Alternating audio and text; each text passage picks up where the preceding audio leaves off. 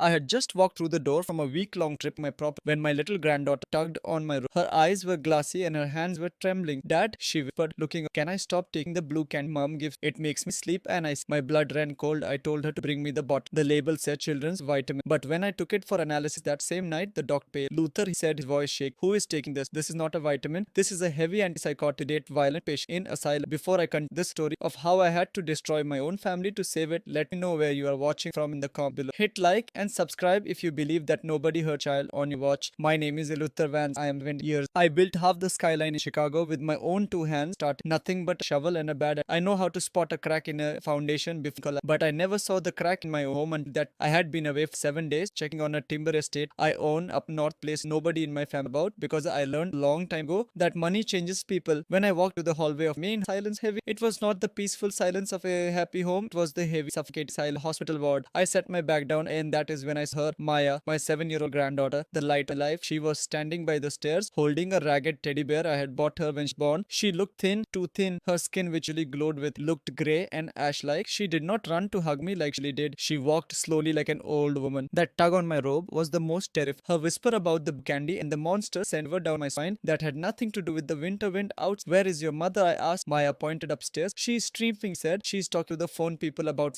sickness. I frowned. When I left a week ago, Maya had a slight cold. Nothing more. Now she looked like fading away. I told Maya to go to the kitchen and get some. I watched her walk away and my heart. She stumbled twice, just crossing the rug. I walked to the kitchen. On the counter sat a row of medicine bottles, cough syrup, fever radio, and a large colorful bottle of gummy vitamins. It rattled. I unscrewed the cap. Inside were the color beige gummy, but mixed in with them were small round pills. They were almost the same shade of blue as the berry gummy, but they were chalky, medical. I poured a few into my hand. They looked innocent enough, but 30 years in the construction business that the dangerous things often less they bury you. I was about to put one in my pocket when I heard the click of on the tile behind. Dad, a voice shrieked, "You are back early." It was Tiffany, my daughter-in-law. She was standing in the doorway holding a ring light and her phone, wearing full makeup and a designer dress that cost more than my first car, but her eyes were not happy to see me. They were darting from my face to the open bottle in my hand. I turned slow. "Tiffany," I said, keeping my face like stone. "What are the things?" My eyes wide. She laughed, but it was a nervous, high-pitched, "Oh, those." She walked over quickly and reached for the bottle. "Those are just special herbal supplements the pediatrician recommended. Maya has been having such a hard week. Her fever spiked and she has been so delirious." The poor angel. She snatched the bottle from my hand, a little too aggressive. I let her take it. I did not want to show my hand yet. "Herbal supplements," I repeated. "They look like prescription pills."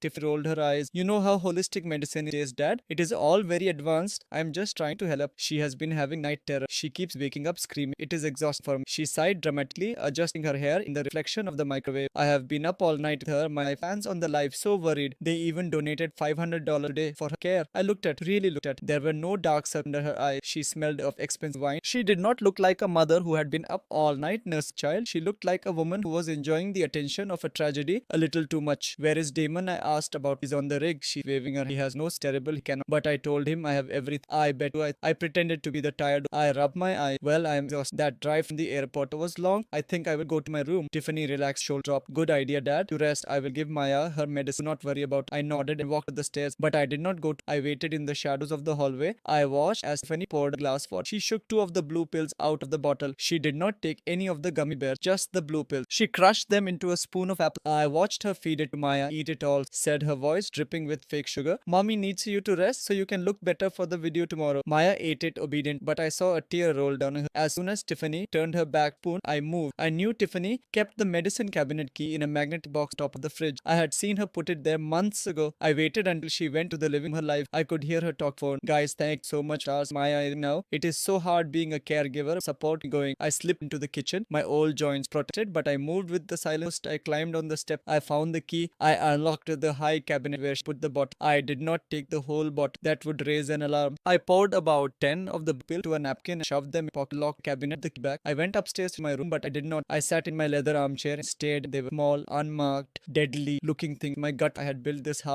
I paid the bill, food on the table, and under my roof something evil was happening. At midnight the house quiet. I heard Tiffany roaring in them. I put on my coat and went out the back door. I got into my truck, drove without turning on the headlights until I was down the street. I drove straight to the industry, to a nondescript brick building that housed a private ecology lab. The owner was Dr. Evans. We went back 40 years. I had saved back when the bank tried 4 kilos. He owed me, and he was the only man I trust. Mouth shut. I banged on the metal door. 5 minutes for Evans to open up. He was wearing a lab coat over. "Luther," he squinted at. "It is one in the morning. I need you to run a test, I said fast. Now, I handed him. He looked at the blue pill, frowned. What is this? He asked. I do not know, I said. That is why I am here. But Evans, you need to tell me exactly what it is and what it does. Fifth. Evans looked at me sharply. He saw the look in my eyes and didn't ask another. He took the pill's mass spectrometer. I sat on metal and wait. The hum of the machine, the sound. I thought about Damon, my son. He was a good man, weak. He worked on oil rigs 9 months out of the year because Tiffany man life he could barely afford, even with my help. He worshipped the ground he walked on. He would never believe she was hurting their daughter, not without hard scientific proof. I thought about Maya, the way she used to run through the sprinklers in the summer, the way she could recite the name, all the plan. Now she barely walked. Monsters, she said. 40 minutes passed, then an hour. Finally, Evan out of back. He was not holding a report. He was holding the wall as if he needed support. Gray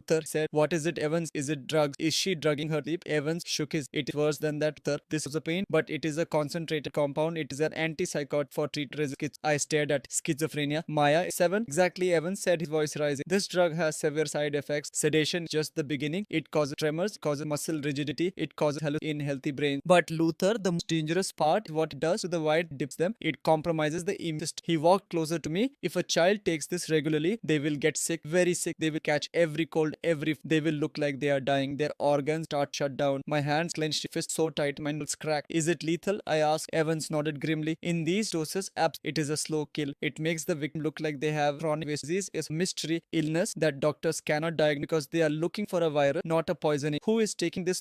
I did not answer. I stood up. The room felt small. I felt a rage. I had not felt days in the fights. Tiffany was not just a bad mother. She was not just lazy. She was a monster. She was making Maya sick pup. She was destroying my granddaughter's health. Play the victim media to get attention, to get money. It was Munchausen by proxy. I had heard of news, but I never thought sitting at breakfast. I thanked Evans, say not to digitalize it yet. I walked out to the cold Chicago. I sat in my truck for a long time. I wanted to drive home, wake Tiffany up, and throw her out the window. I wanted to call the police, but then I stopped, took a breath. If I called the police now, Tiffany, she would say I was senile man. She would say I planted the pill. She would say it was an accident. Damon was away. Fly home and defend her. She was a white with sick child and a social media follower. I was a big angry black. If the system was not built to believe over her, no. I needed more than a lab report. I needed to catch her in the act. I needed to expose the whole rot. I needed to burn her world down so completely that even Damon could not look away. I started the engine. I drove back to the house, parked truck. I crept back as I lay in the dark silence of the house, promising. You picked the wrong family, Tiffany, I whispered. You think I'm just an old man with a checkbook. You forgot that before I was a rich man, I was a dangerous. I closed my eyes. The war had started and Tiffany had no idea she was already. The next morning, the sun came up, but the house felt darker than night. I went down to the kitchen. Tiffany was already there blending the. She looked fresh.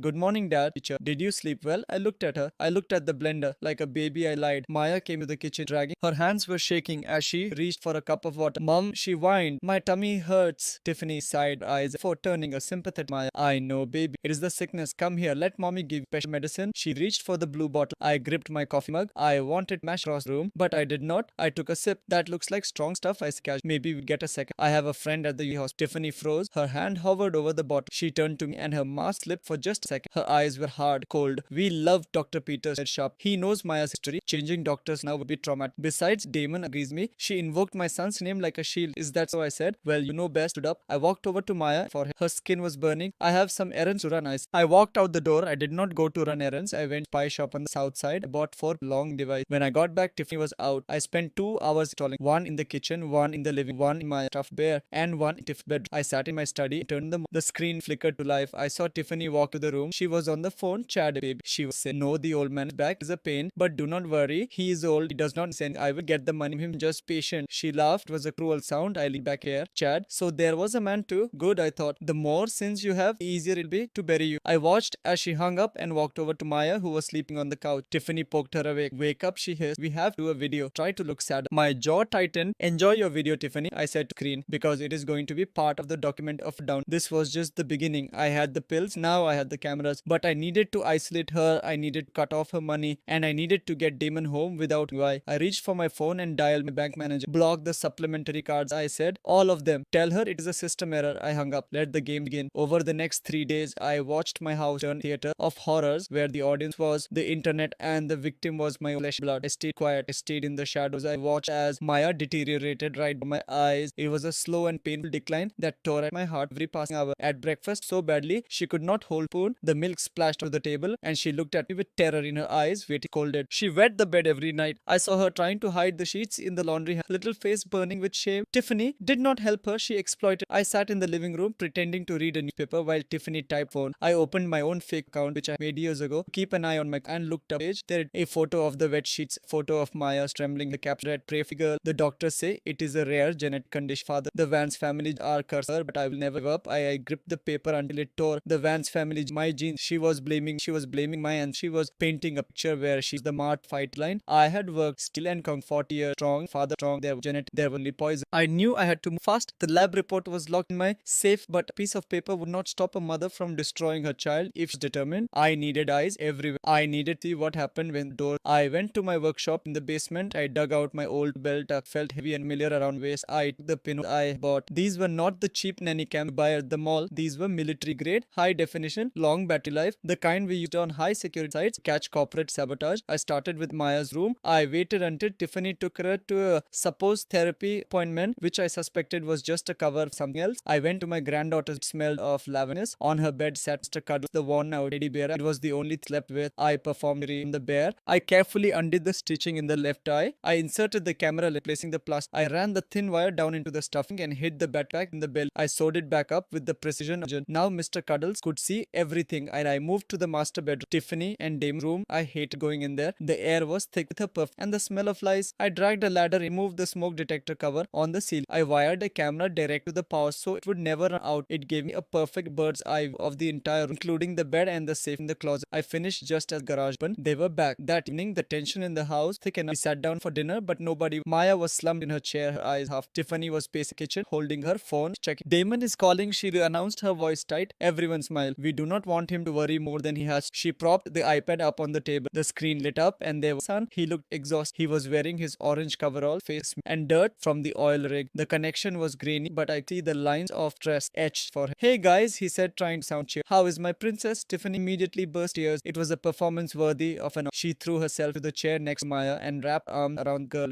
Oh, Damon sobbed. It has such a hard. The tremors are getting worse. Dr. Peters says she's in treatment. It is experimental. It is not covered by Damon. How much is it, Tiff? $10,000. She wept, wiped dry eyes. We need it by Friday or with the spot. I do not know what, Damon. I am selling my jewelry. I am doing everything I can. I sat there, slowly feeling the rage boiling in gut. She was selling nothing. She was buying designer bags, paying a lover car. Damon looked at Reen, his eyes pleading. Dad said, can you help us? I know things are tight, but you have pension. You have saving. This is Maya we are talking about. I put my fork down. I looked at my son. He was a good man, but he was blind. He saw a crying wife, a sick child. He did not see the predator and the prey. I do not have $10,000 lying around. Damon, I lied, my voice steady. My assets are tied up in the estate trust. It takes time to liquidate. Tiffany looked at me with pure venom. Her tears stopped suddenly. You are lying here. I saw the mail. You get checks. You just do not want help. You hate, so you are punishing Maya. Damon's voice cracked to the speaker. Dad, how can you be so cold? That is your granddaughter. You used to buy her everything. Now when she is dying, clutch your wallet. I'm out here breaking my back on this rig for them. You are sitting there in the house I pay for. Riff to help. The house he paid for. I almost laughed. I had paid off the mortgage 5 years secret, so he would not have the debt. He sent money every month thinking it went to the bank, but it went to a savings account I set up for Maya. He did not know. He did not know any. I'm not riffing, Damon said calm. I am saying I need the medical paper. I want to talk to this Dr. Peters myself before I sign a check for that amount. Tiffany clamped her hand on the make jump. He does not trust me, Damon, he screamed. He thinks I am making it up. Look at her. Look at your daughter. Does she look like faking it? She grabbed Maya's face, shoved it to the camera. Maya looked terrified. Her skin was pale and sweaty. Daddy, she whispered. I want to sleep. Damon looked like he was about to cry. Dad, please, I will pay you back every cent when I just do not let my little girl suffer. I stood up, not take it anymore. I will see what I can do, I said. I walked to the kitchen, leaving them to their drama. I heard Damon apologizing to Tiffany, telling her I was just a stubborn old man, that he would find a way to get the money. I went straight to my study, locked the door. This was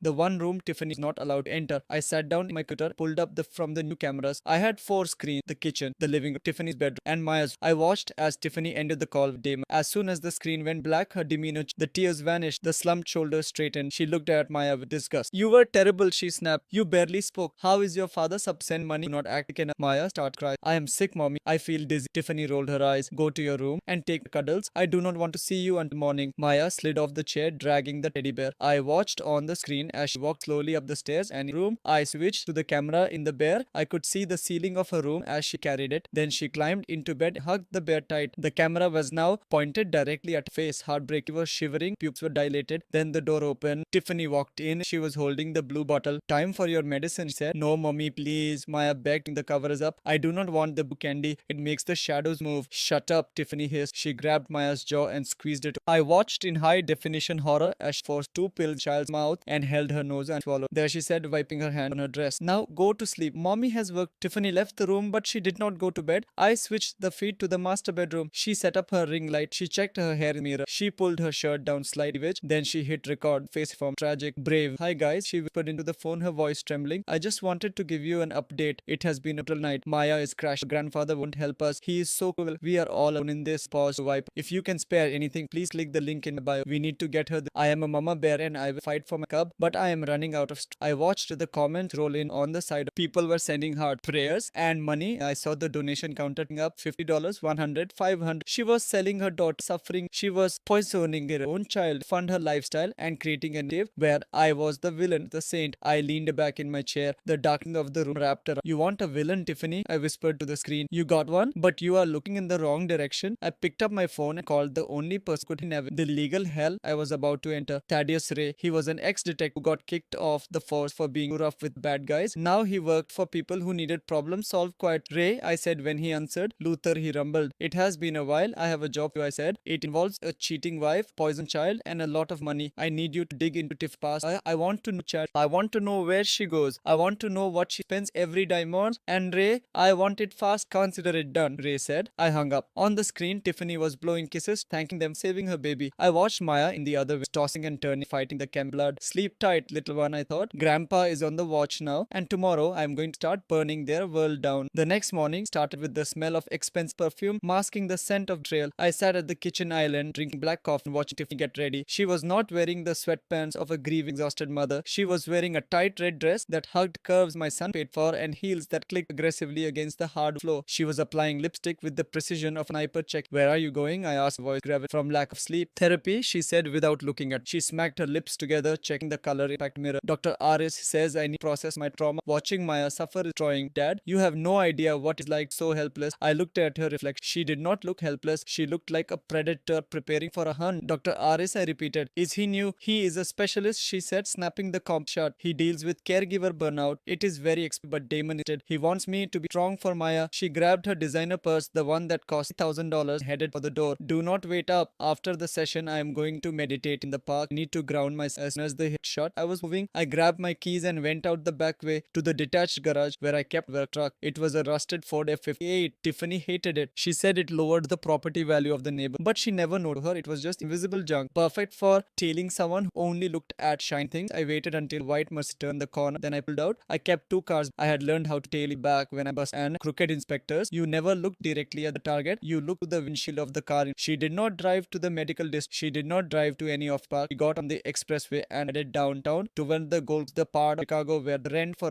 a family of 4 for a year. She pulled into the underground garage, glass tower called Sovereign. I knew the building. I had poured the foundation for it years. I knew there was a side for service vehicle that led to the same elevator bank. I parked my truck in the loading zone and put on a high visibility vest kept under the nobody looks twice at an old black in a structure carry clipboard. I walked right past the long watch floor indicator. She got off on the penthouse level. Of course she did. I took the service elevator up. When the doors opened, I laughed. It not the sound therapy part. I crept down the hallway. The door for a slight jar. Tiff careless arrogance does that them slop. I peered crack. The apartment modern and cold. There was she in the arms of a man who was definitely not a doctor. He was huge, muscles on top of muscles, wearing a tank that of tribal. He looked like he spent more time looking in the mirror than reading books. This had to Chad. Oh, baby Tiff purred, running her hands by. You have no idea how boring it is at that house. The old man watching Hawk. So Chad laughed. Pimp sound. Do not worry about him, Tiff. Just keep your eyes on the prize. Did the transfer? Tiffany pulled away from him and reached first. She pulled out a thick loaf. 10,000, said, toss last coffee table. Damon sent it for Maya's and the GoFundMe hit 5,000 this morning. People are so stupid, Chad. They see crying mom and they just open their wallet. My blood boiled. I felt heat rise in my chest that made me dizzy. That was my granddaughter's life she was talking about. She was selling Maya's pain, pay for the third. Chad picked up the envelope and fanned himself the cash. You are a genius, babe. So are we doing this? Tiffany grinned. Come to the window. They walked to the floor window that overlooked the street. I moved closer, pressing my ear to the gap. Look down there, she said, point. I risked a glance. Parked right in front of the building in a no parking zone was a brand matte black cover. It still had the red bow on the happy birth child. Chad let out a whoop of joy, shook the walls. No way. You got the spot pack fully loaded. Tiffany said, wrap arms around. Only the best. I told Damon the money went to Switzerland. He bought it, Klein, anchor. I stepped back from the door, my hand trembling, not from fear fear, but from the effort it took not to kick that door down and beat Chad within an inch of his life. I wanted, God knows I wanted. I imagined wrapping my hands around thick neck. I imagined smashing Tiffany perfect, but I stopped. If I went in there now, what would happen? They would call the police. I would be the violent ex-con father-in-law break to a private residence. Tiffany would spin it. She would say I was stalking her. She would say the money was for something else. She would claim Chad was her security guard. She was a master liar and I was just an angry old man with no except. And Damon would be torn. See the father attack his wife. No, I needed smart. I needed to catch them in a way they could not talk their way out of. I needed to cut the head off the snake, not just poke. I took out my phone, kept salary record video to the crack. I got Chad in the cash. I got Tiff the car. I got them kissed. Then I turned around and walked away. The walk back to the elevator was the longest walk of life. Every step felt heavy with the weight I knew. My son was working himself to the bone, oiled, think saved out, while his wife was buying luxury cars for her boyfriend with the money. I got back to my truck, sat there for a moment, breathing hard, chest. I took a pill for my blood pressure. Couldn't die yet, not at this. I drove straight to a diner, right? Kind of coffee taste like battery acid. Nobody asked. Sat in the back, dial number. Ray, I said when he picked up, I need to see you. Now, Thaddeus Ray walked in 20 minutes later. He looked like a retired back who had too many scenes. He slid into the booth opposite. You look like hell, Luther, he said. I feel like, I replied. I slid the phone across the table, played the video. Ray watched it. Silent. His face did not move, but his eyes darkened. That is the wife, he asked. That is the wife, said. The guy, Chad, her personal trainer, or whatever. Ray, they bought that car with money meant for my granddaughter. Ray pushed the phone back. That is low. Even for the people I usually deal with. That is bottom of the barrel. I need dig, Ray, I said, leaning forward. I need to know where the money going, all of it. I want to know how many accounts. I want to know whose name is on that apartment. I want to know everything. Ray took out a small notebook. I have been digging. You called me yesterday, Luther, and you are not going to like what I've tried. Ray flipped up. Tiffany is not just spending Damon's salary. She has spent 5 lines credit maxed out. But that is small. He looked up at and his expression grim. She visited a title company last Luther and Henry who lost his life 3 years for fraud. I frowned. What for? Ray tapped the table with a thick finger. The house, Luther. Your house, the one you live in, the one you think is safe. What about it? I asked, cold knot forming in my stomach. She is refinancing it, Ray said quiet. She is taking out a second mortgage, a hard money loan, high interest, fast cash, $300,000. That is impossible. I said, my voice rising. The deed is in my name. The house paid off. I have the papers. She cannot without. Ray looked at pity. Third, she has, or at least she has a version of it that good enough. Look at notary. The paperwork is already filed. The closing is scheduled for next Friday. If that goes, you won't just be living with a snake. You will be living in a folk home. I sat back as the vinyl. The room spun. She forged my signature. She was stealing my home, my legacy, the house I built brick for me. It is not just the money, Ray continued. It is the intent. You do not take out a loan like that unless you plan or unless the owner around to object. I looked at Ray. She thinks I'm going to be dead, I whispered, or locked away. Exactly, Ray said. She is cashing out there. She is liquidating everything for. I slammed my fist on the table. Ratware. She wants war, I growled. I stood up. I threw a 20 on the table. Keep digging, Ray. Get me the name of that tree. Get me the doctor. I want hard copy. Where are you going? Ray asked. I am going home, I said. I have a granddaughter to protect and I have a house there. I walked out of the diner. The wind was biting, didn't feel it. All I felt was the cold clarity of a man who had nothing left. Tiffany had made a fatal mistake. She thought she was stealing from a senile old man. She didn't realize she was a van, and I had buried men for less. Next Friday, I thought. The closing is next Friday. That gave 4 days. 4 days, Kiwi to turn the hunter to the prey. The war inside my house shifted gears the next morning. It moved from the shadows to the bright, harsh light, psychological warfare. Tiffany knew she could not physically force me out of the house I built. I was 70, but I was still 6'2" and made of iron. So she decided to attack the one thing a man of my age fears more than strength. Mind, it started with small things, the kind of things that make you question your own sanity. I would leave my truck keys on the hook by the door where I had left them every day for 30 years, but when I went to reach for them, they were gone. I would spend an hour tearing the house apart, my heart hammering in my chest, thinking that maybe the memory loss I had seen far coming. Then I would find them. They were or in the bathroom cabinet bottom. As Tiffany would stand in the doorway, watch a mask of pity that made me skin crawl. Oh, Dad, she would say, her voice dripping with fake concern. You put them there yesterday. Do you not remember? You said you wanted to keep them cold. Do you not remember saying that? I did not say that. I knew I did not say that. But when someone tells you the sky is green, you start squint at the cloud, then the furniture. I would go out to the garden, check on the roses, and when I came back in the coffee table, 3 to the left, just enough to catch Shin, just enough to make tumble. Careful, Dad. Tiffany would shriek, rushing over to grab my arm like I was an invalid. You have to lift you if you are getting clumsy lately. Damon is so worried about balance. She was gaslighting. She was trying to paint a picture of a senile old man who was a danger itself, and she was using chemicals to help the paint dry. It was the tea. Every afternoon at 4 o'clock, she would bring a cup of herbal tea. It is good for your blood pressure. It is an ancient blend. The first few times I drank it, I felt a heaviness set behind my eyes. The room would tilt slightly. My tongue would be big for my mouth. I would time my chair at 6 o'clock, and I would have no memory of the hour between. I knew she was dosed, but I needed proof, and I needed to survive the humiliation she had planned for Friday night. She organized a small dinner party. She invited the neighbor, the Millers from next door, and the from across. Good people who had known me for 20 years, people who respected Luther Van.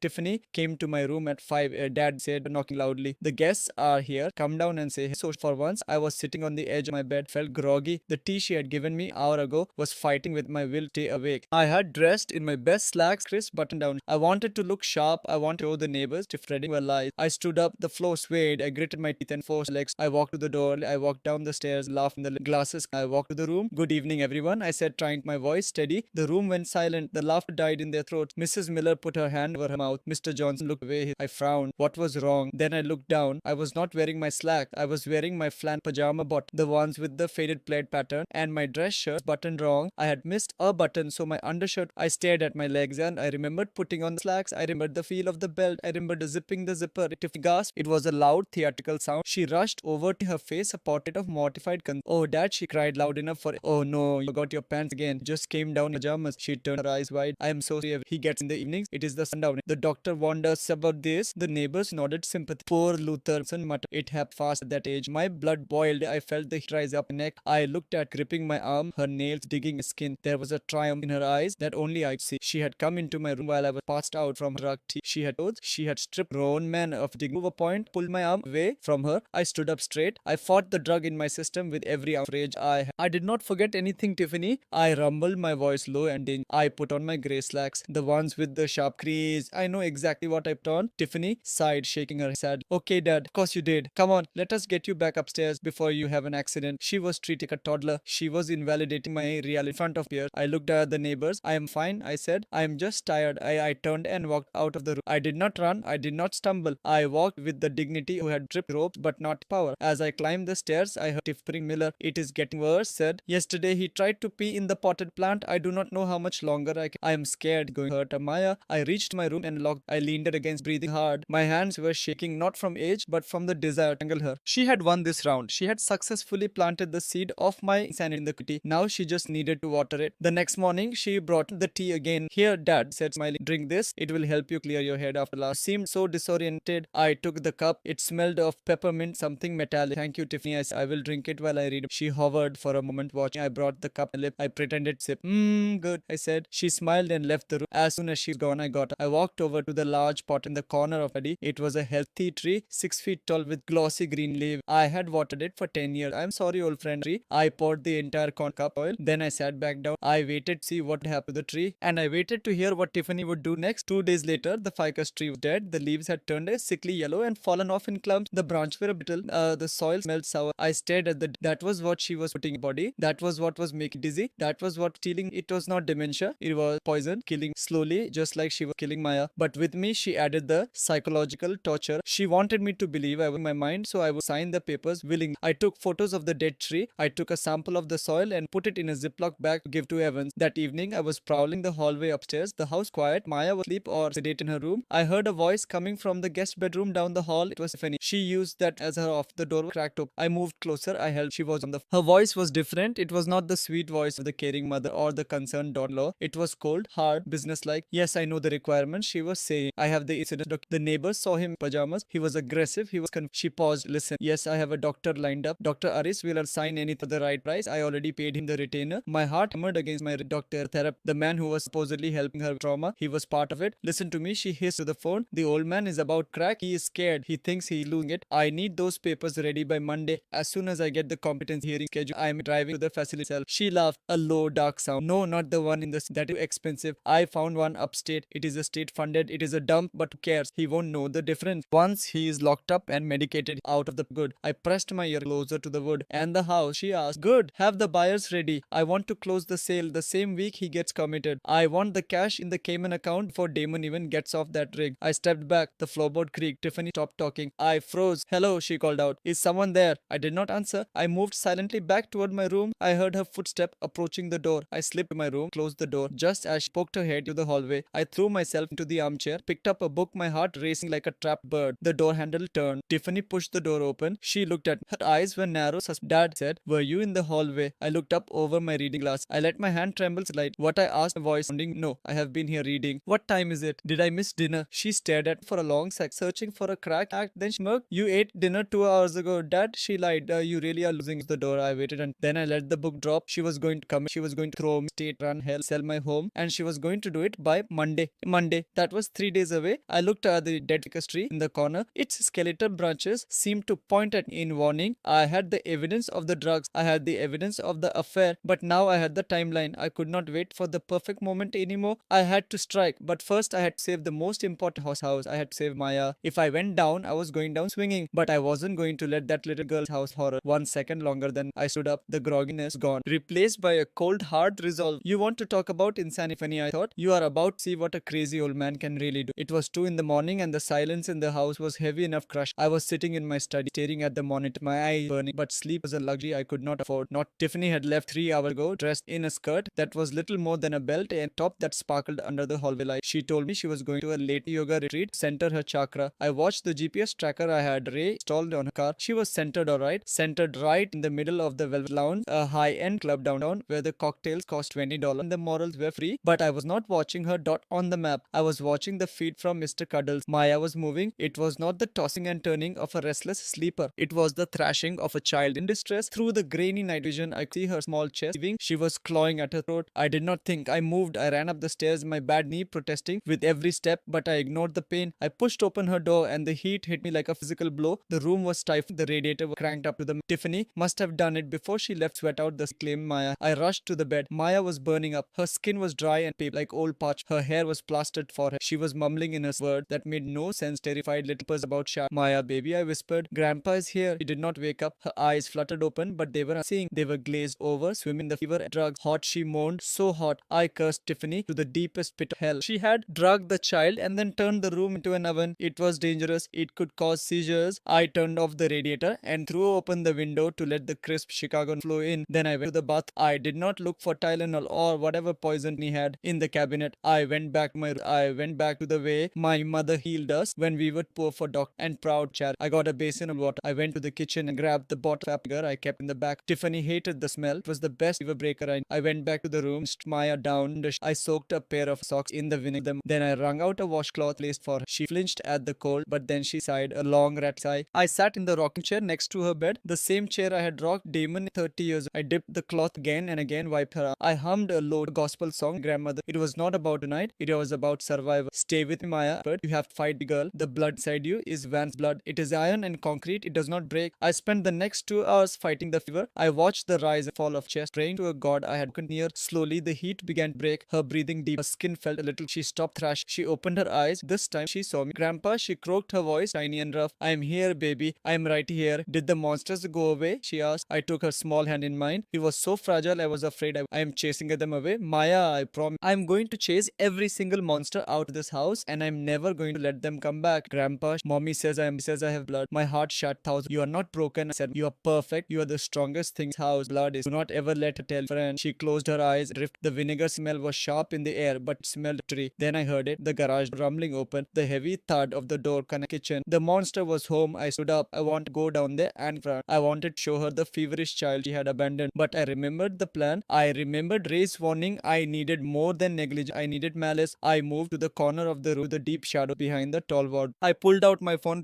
and hit record. I heard her stumbling up the stairs. She was not trying to be quiet. She was humming a pop song off key and loud. She bumped to the wall. I heard a giggle. The door to Maya's banged open. Tiffany there swaying, smelled like a distillery. Her hair was a mess, her lips mirrored. She looked wild and ugly in the dim light of the street lamp coming to the window. She stared at the bed. She did not check Maya's forehead. She did not check. She saw the open window. Who opened the window? She slurred. It is freezing in here. She stumbled over, slammed it shut. Then she turned to the bed. Maya, she said loud. Maya, wake up. Maya stirred, whimpering. Wake up, you little brat. I tensed my muscle, coil ready, but I held ground. Tiffany grabbed the bedpost. I need a thumbnail for tomorrow, she muttered. Sad mom, worried mom. She reached into her purse, pulled out phone. She turned on the flash, blinding in the dark. Maya flinched, cried, her eyes. Stop it, Tiff. Look sad. Mommy sad. Maya began cry. Real, a high-pitched wail of fear and Oh, shut up, Niel. Just shut up. You are always crying. You are always sickless. She leaned over the bed, faced into a snarl that looked demonic in the harsh light flash. You know why I keep you around. She spat at the terrified. Do you think it is because I love you? Look at you. You are pathetic. You are just a leech. I pressed record harder, my finger turning white. This was it. This was the malice. Maya was sobbing now, rocking back and Mommy, please stop. I am not your mommy. Tiffany laughed a cruel broken sound. Not really. You are just a job. You are a paycheck. That is all you are. A little gold mine that cries and pisses the bed. She poked Maya hard in the chest. You are my ticket out of said. You and that stupid sickness. As soon as your grandfather kicks the bucket and I get the money, I'm going to home so fast head pin. I'm going to drop you off. Forget you ever existed. Maya screamed. Tiffany raised her hand to slap her. I stepped out of the shadow. Tiffany, I boomed. She spun around so fast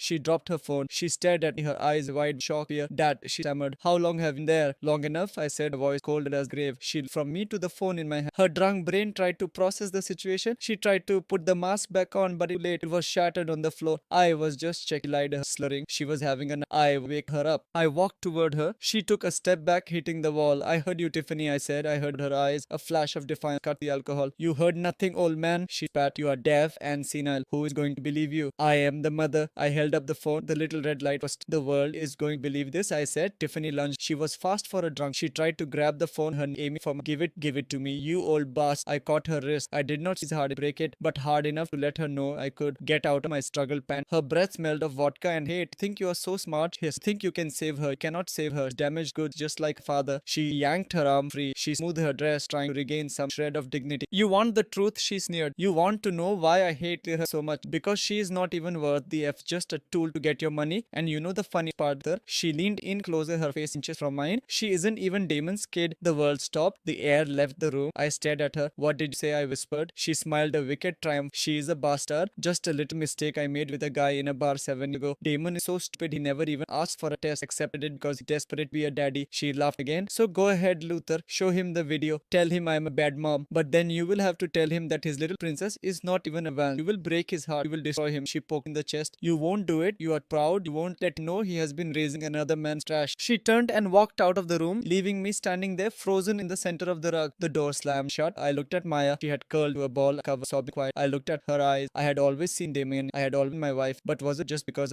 was she right? Was this little girl who I loved more than life? I felt a pain in chest that sharper than it. Tiffany had dropped the alt bomb. She had weaponized the bloodline. I walked over to the bed, sat down, pulled the covers back. Maya looked up. Her eyes were full of fear. Is she gone? She whispered. She's gone, baby, I said. Are you mad at? She asked. I shook my head. Tears blurred my vision. No, baby, I am not mad at you. I could never be mad at you. I stroked her hair. But I needed to know if Tiffany was lying. Because if she was telling the truth, it changed everything. It did not change my love for Maya, but it changed the war. It changed the legal battle. If Maya was not Damon's daughter, he had rights. Tiffany could take her away. She could take her and vanish. I would never see again. I needed science, just like with the pill. I saw a hairbrush on the nightstand. It was full of Maya's hair. I needed Damon's DNA. I remembered he kept an old hairbrush in the guest bathroom downstairs. One he used when he came back from the rig before showering. I kissed Maya's head. Go to sleep, honey, I said. Grandpa has one more thing. I walked out of the room. The hallway was empty. Tiffany had passed out in her room. I could hear the heavy thud of body hitting the bed. I went downstairs. I went to the bathroom. I found Damon's brush. I pulled up strands of hair from it. I put them in a Ziploc bag. Then I went back to Maya's and took hair from her brush. I put that in a separate bag. I went to my study. I labeled the bag. Tomorrow, I thought. Tomorrow, I find out Liarma. And no matter what the answer is,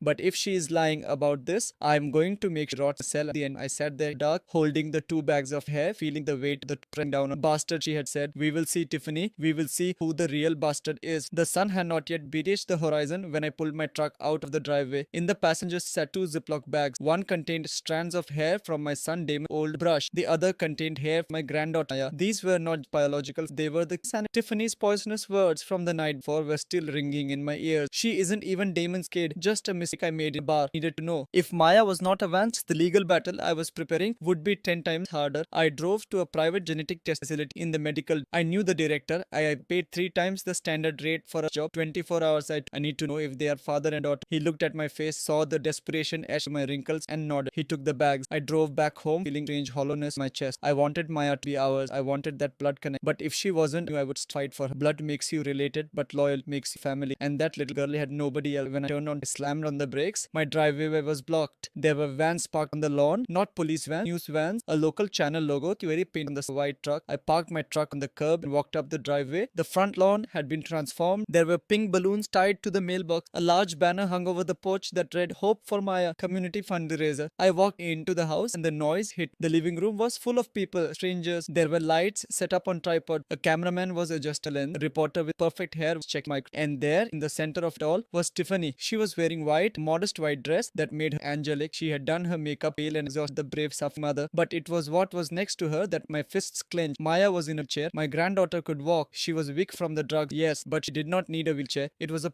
theater prop designed to elicit maxi and maximum donation. Maya was slumped in the head, lolling. She looked like a doll that had broken back together wrong. I started to push through the crowd, but a production assistant with a clipboard stopped me. Sir, we are about to go live. Stay back. I swatted his hand away. I am the owner of this house, I growled. Get out of the way. I stopped at the edge of the living just as the red light on the camera. We are live. Tiffany Van, the reporter said. Her voice dropped to a somber, serious tone. A mother fighting a mysterious genetic battle to save her daughter. Tiffany, tell us how Maya is today. Tiffany sniffled. She reached out, stroked Maya's hair. It has been a hard morning, she whispered, looking direct to the lens. The tremors are getting worse. We are running out. We need this specialized in Switzerland, but the costs are astronomical. The reporter nodded, sympathetic. And you have had to do largely alone, is that correct? Tiffany sighed, casting a quick glance toward the hallway where my husband is working offshore to pay the bills and his family. Well, let us just say, not everyone understands a medical illness. It has been a loan. She was painting me as the villain on live television without saying my name. Alien evil. Maya stirred in the. She let out small whimper. Mommy, she mumbled. I'm thirsty. Tiffany smiled tightened. She reached down into her bag, pulled out the blue bottle. She needs her medicine, Tiffany told the camera. It is the only thing that calms the seizures, even though it is expensive. I'm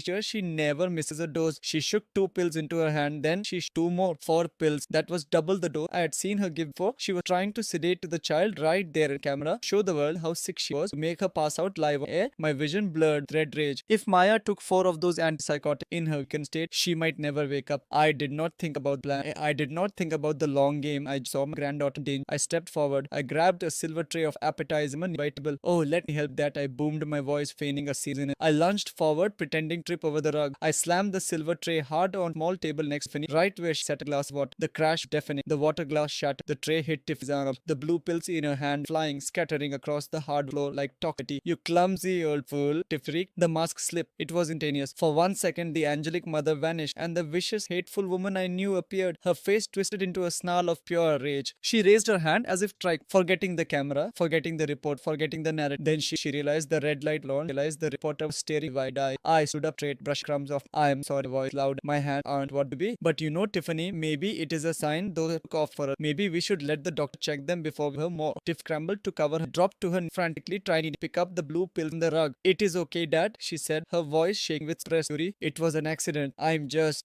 stressed. She looked up at the camera, tears in her eyes. See, this is what I'm with. He is confused. He does not to be dangerous, but he is. The reporter me to Tiff. The air in the room was thick with tension. The perfect image had been cracked. It wasn't destroyed, but it was cracked. Cut, the reporter said to the cameraman. Let us take 5. But Tiffany, maybe you should clean that up. The crew stepped back. Tiff stood up, clutching the pill. She leaned close so I could smell the fear. You will pay for this, she hissed, her voice low, venom. I am going to have you locked by the end of when I am going to double. Just turned, marched Maya's chair into the kitchen, away from cameras. I stood there, my heart hammering. I had bought Maya a rip from that over, but I had escalated the timeline. Tiffany was cornered, and a cornered animal bite. I retreated to my study. I needed to check on the legal paper.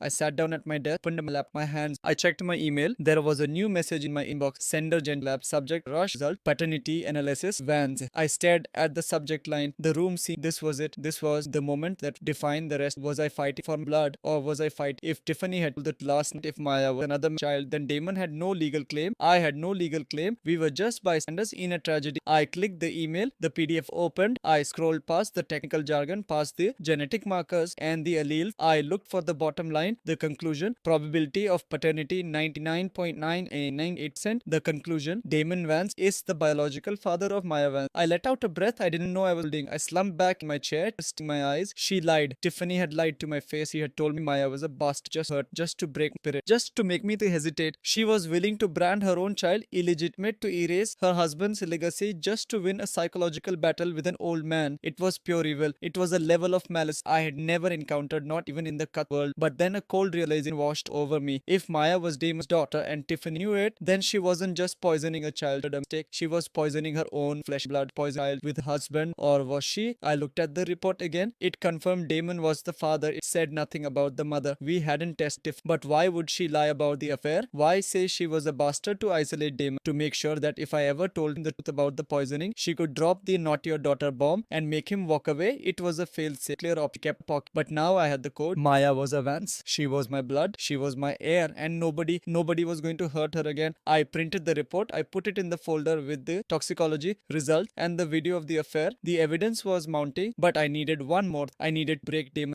I needed him to see the monster, not my eyes, but with his own. My phone buzzed. It was a text from Ray. Check your your email again. I found the realist list. She put the house on a pocket listing this morning. Cash off, quick close. She's selling it out from under you. I looked at the calendar. It was Wednesday. She wanted close by Friday. She was selling my house. She poisoning my granddaughter. I picked up the phone. I dialed a number I hadn't called in years. It was my old former. He ran a crew of guys. Stripper, house to the studs in 4 hours. Mike said, I need a favor. I need you to bring the boys. We are going some renovation. If Tiffany want to sell the house, I was going to make sure there was nothing left to sell. But first, I had to make the call I had been dreading. I had to call Damon. And this time, I wasn't going to ask him home. I was going to trick him. Because sometimes, save a man, you have to break his heart. I sat in my study with the phone in my hand and a heaviness in my chest that had nothing to do with my heart and everything with the lie I was about to tell. It was a sin. I knew it. But I also knew that if I told Damon that over the phone, if I told him his wife was a monster and his daughter was poisoned, he would call Tiff first. He would ask her. She would spin a web of lies so thick he would never come home, stay on that rig, pay for the treatment she claimed Maya needed. So I did the only thing. I dialed number. When he answered, the background noise of the drilling machinery was deaf. Damon, I rasped, making my voice sound breathless. It is my heart, son. The doctors say it's bad. I do not think I have much time. There was silence on the line. Then the sound of metal clanging as he dropped things. Dad shouted, Dad, hold on. I am coming. I am catching the next chopper. Do not you dare die on me. I hung up. I hated myself. I hated hearing the panic voice. But I had to get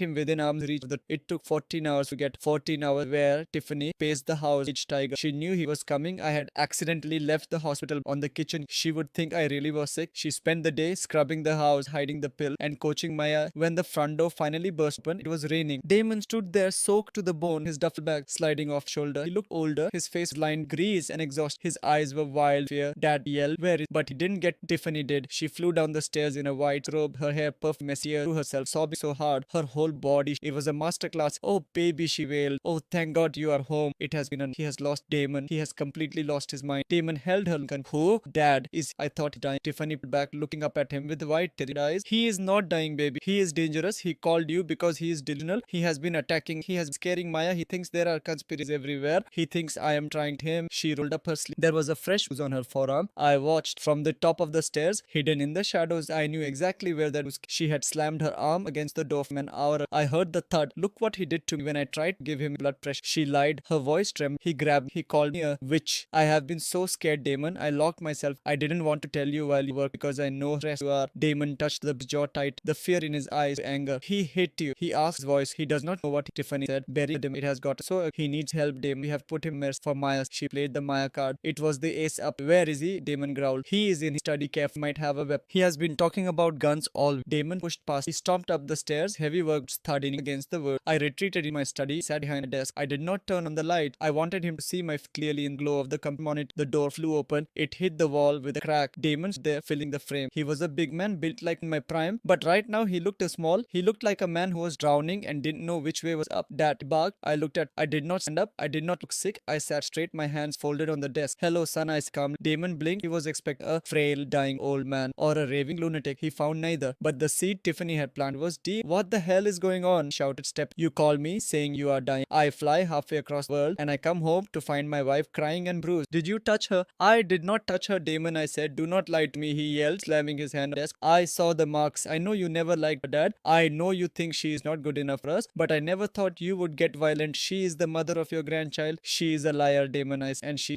stop it, roared. Just stop it. I am sick of this. I am sick of being the referee. I work myself to death, provide family, and I come home to this. He leaned over the desk face from mine. I could smell the silly airplane air and the sweat on him. She's a saint, Dad. Do you hear me? She takes care of this house. She takes care of sick child for hours a day while I am gone. She puts up with your moods. She puts up with your judgment, and she never complains. She is a living saint for putting up with saint. The word hung in the air. I thought of the pills. I thought of the dead. I thought of Maya shivering. Fever drank cock. Think she saying asked. I know, Spat, and you are going to apologize. And then we are going to talk about living because she is right. You cannot stay here. You are old, Dad. You are loose grip. Leave my wife alone. He turned to leave. He was done. Made his choice. He had chosen the wife. Thought he knew over the father who raised him. Damon, I said. My voice was not loud, but it stopped. Before you walk out that door, you need to something. I do not want to see any of your crazy conspiracy charts, he said without looking around. It is not a chart, I said. It is a starring your saint. Damon stopped. The tension in palpable. He turned around. What are you talking about? I spun the laptop around. The screen black. I had the viewed up. The one from the penthouse. The one Ray had enhanced, so the audio. Just watch, I said. And if after you watch you still want out, I will pack the bags and walk. Damon looked at the laptop. He looked like he wanted punch, but is a power. He walked back to the desk. He looked down. I pressed play. The video started clear. High definition. It showed showed the interior of a luxury apartment, and then showed Tiffany. She wasn't wearing the modest she wore around Dave, wearing sleek and red, and she wasn't alone. Chad walked to the frame. He was shirtless. He walked up to Tiffany, kissed her. It wasn't a friendly kiss. It was deep, hungry, familiar. Damon let out a sound like he had punched in the gut. He gripped the edge of the desk so hard the wood creaked. On the screen, Tiffany laughed. She wrapped her legs around Chad's waist. "Oh, baby," she said, her voice clear. "And you have no idea how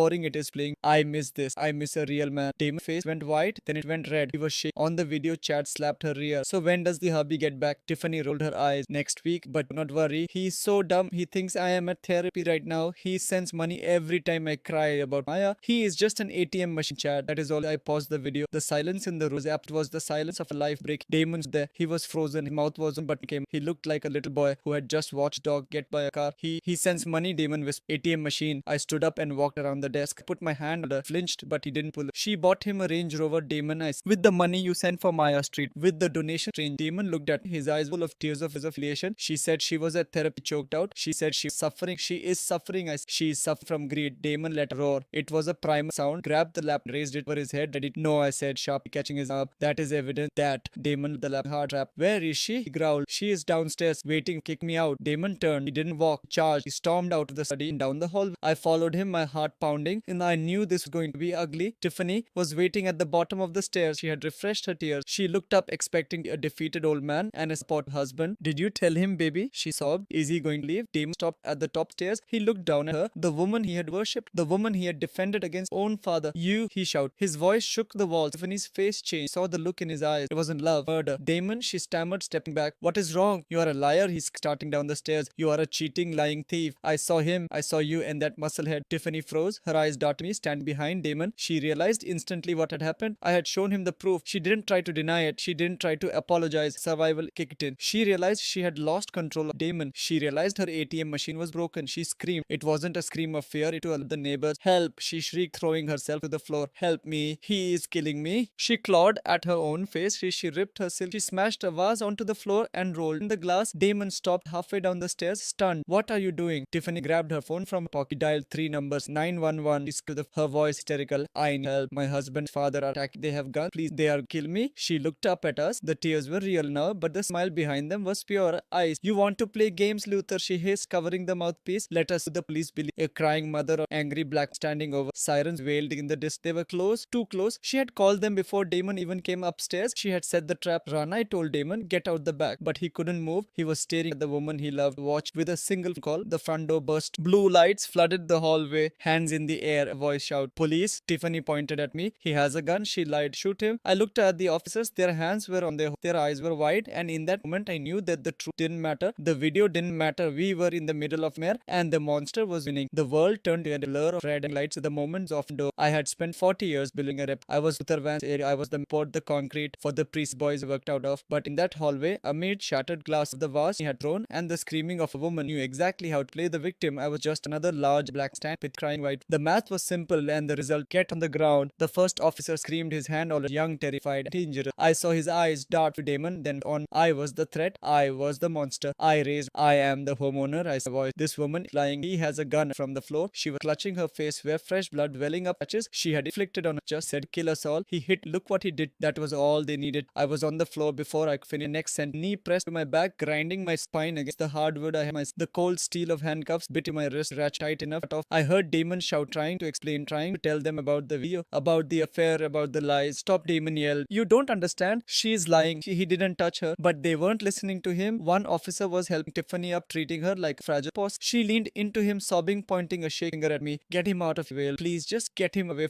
They dragged me up. My bad knee buckled, but they dared. They marched me out of my own house. I looked back, saw Maya standing at the top of the stairs. She was clutching the banister, her eyes wide with terror. She wasn't looking at the police. She was looking at me, her protector, her grandfather, and I was being hauled away like trash. "Don't worry, baby." I tried to call out, "Grandpa, come back. Shut your mouth." The off shoving. The walk to the squad car was the longest walk of life. My neighbors, the people I had barbecued with, the people whose driveways I had plowed in the vesting on their porch, they weren't looking at me with sympathy. They were looking at fear. Tiffany's campaign of purpose had worked. They didn't see Luther the neighbor. They saw the violent, senile old man Tiffany had warned them about. I was shoved to the back of the hard plasma vomit distant. I watched through the wire mesh as the officers took statements. I saw Tiffany standing in the doorway, wrapped blanket the paramedics had given her. And then she did it. She looked right at the car. She knew I was watching. She waited until the officers turned their heads and then smiled. It wasn't a big smile, just a small, quick lifting of the corners of her mouth, a little wave of her fingers, a victory lap. She had won. She had taken my son, my house, and my freedom one night. I spent the next 12 hours in a holding cell that smelled like despair. I sat on a metal bench and stared at the graffiti scratch to the wall. I didn't sleep. I didn't eat the sandwich they threw at. I just sat there and let the rage crystallize, hardened in my gut, turning from a hot fire into cold, heavy iron. My lawyer, Marcus Thorne, arrived at dawn. He was the best if money could buy and played golf, judge, coach, and he walked the interrogation looking like in the building. We have a problem, sir, he said, not in time with pleasantries. Get me out of here, Marcus, I said. I have to go back. She's poisoning the girl. Mark sighed. You are not going back, not today. Probably not for a long time. A piece of paper table. It was a temporary restraining order. The judge signed this an hour ago, Mark said. Emergency order of you are barred from coming within 100 yards of the residence. Tiffany Vance, Damon Vance, or Maya Vance. I stared at the paper. Damon, she filed it on behalf of the entire house plane. She claims Damon is a victim of your coercion, and with the bruising on her face and the test, the officer belligerent and resisting. The judge didn't hesitate. But it is a lie. I slammed my fist on the table. Crashed. I have video proof of her affair. I have toxicology reports. Save it for the hearing, Marcus Sharp. Right now, you are a man charged with domestic battery, and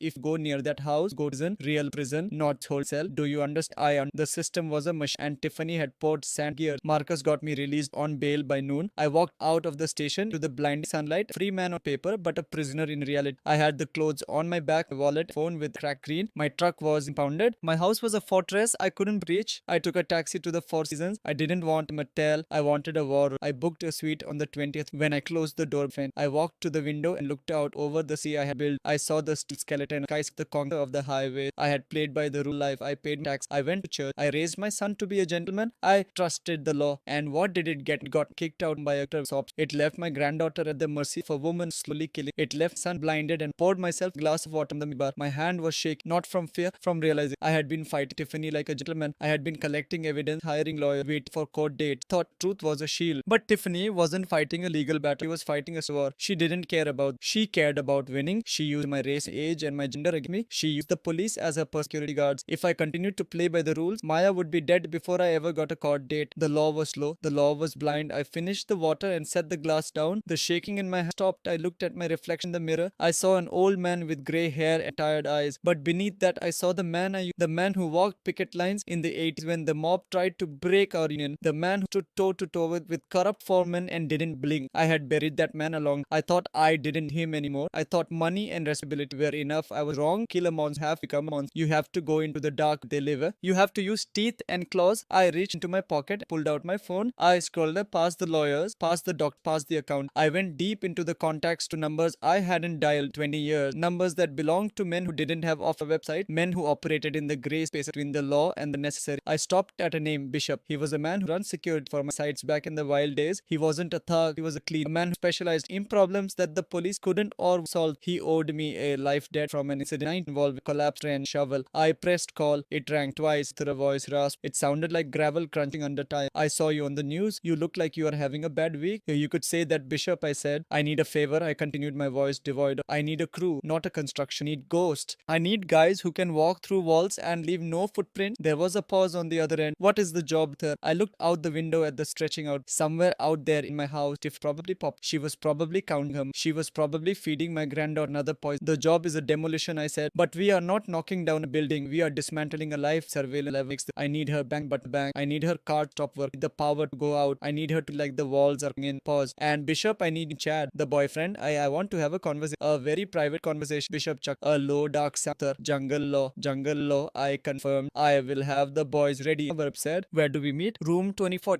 Four Seasons said. Bring the equipment. We are going big. I hung up the phone. I felt a strange calm settle over me. The fear was gone. The hesitation was gone. Tiffany wanted my house. She wanted my money. Wanted to play the victim. Fine. She was about to find out what happens when you corner a man who built empire. Great. She thought she had won because she had the law. Tonight the law apply. Tonight the coming. And we weren't going to leave a single speck of dust ice in the high beat. The city lights reflecting off the glass. Fire. Bishop stood by the window, a silent shadow, dark, holding a tablet, controlled the web of surveillance, spun around. My former life. It was time to pull the plug. Not the life support, but the money, the invisible lifeline that had kept my son feeling like a king. His wife, like for 10 years, Damon walked around with his chest puffed out, thinking top tier engineer earning top tier money. He didn't know the truth. He didn't know that the oil's comfort was a subsidiary of a holding pioneer 40 take. He didn't know that his quarter performance bonus, the ones that paid for Tiffany's and the German cars, were not based on, they were transferred transfers I authorized, allowances, guys, payroll. I had done it, him dig. I had done it so he wouldn't feel like he was living father. But dignity is a luxury for all men, and right now Damon was an accomplice to a monster. I picked up the phone and dialed the private number for the payroll department of the holding company. This is Luther Vance, I said, my voice flat. Authorization code 79 Alpha. There was a pause, then a respectful voice. Yes, Mr. Vance. How can we help you terminate the supplemental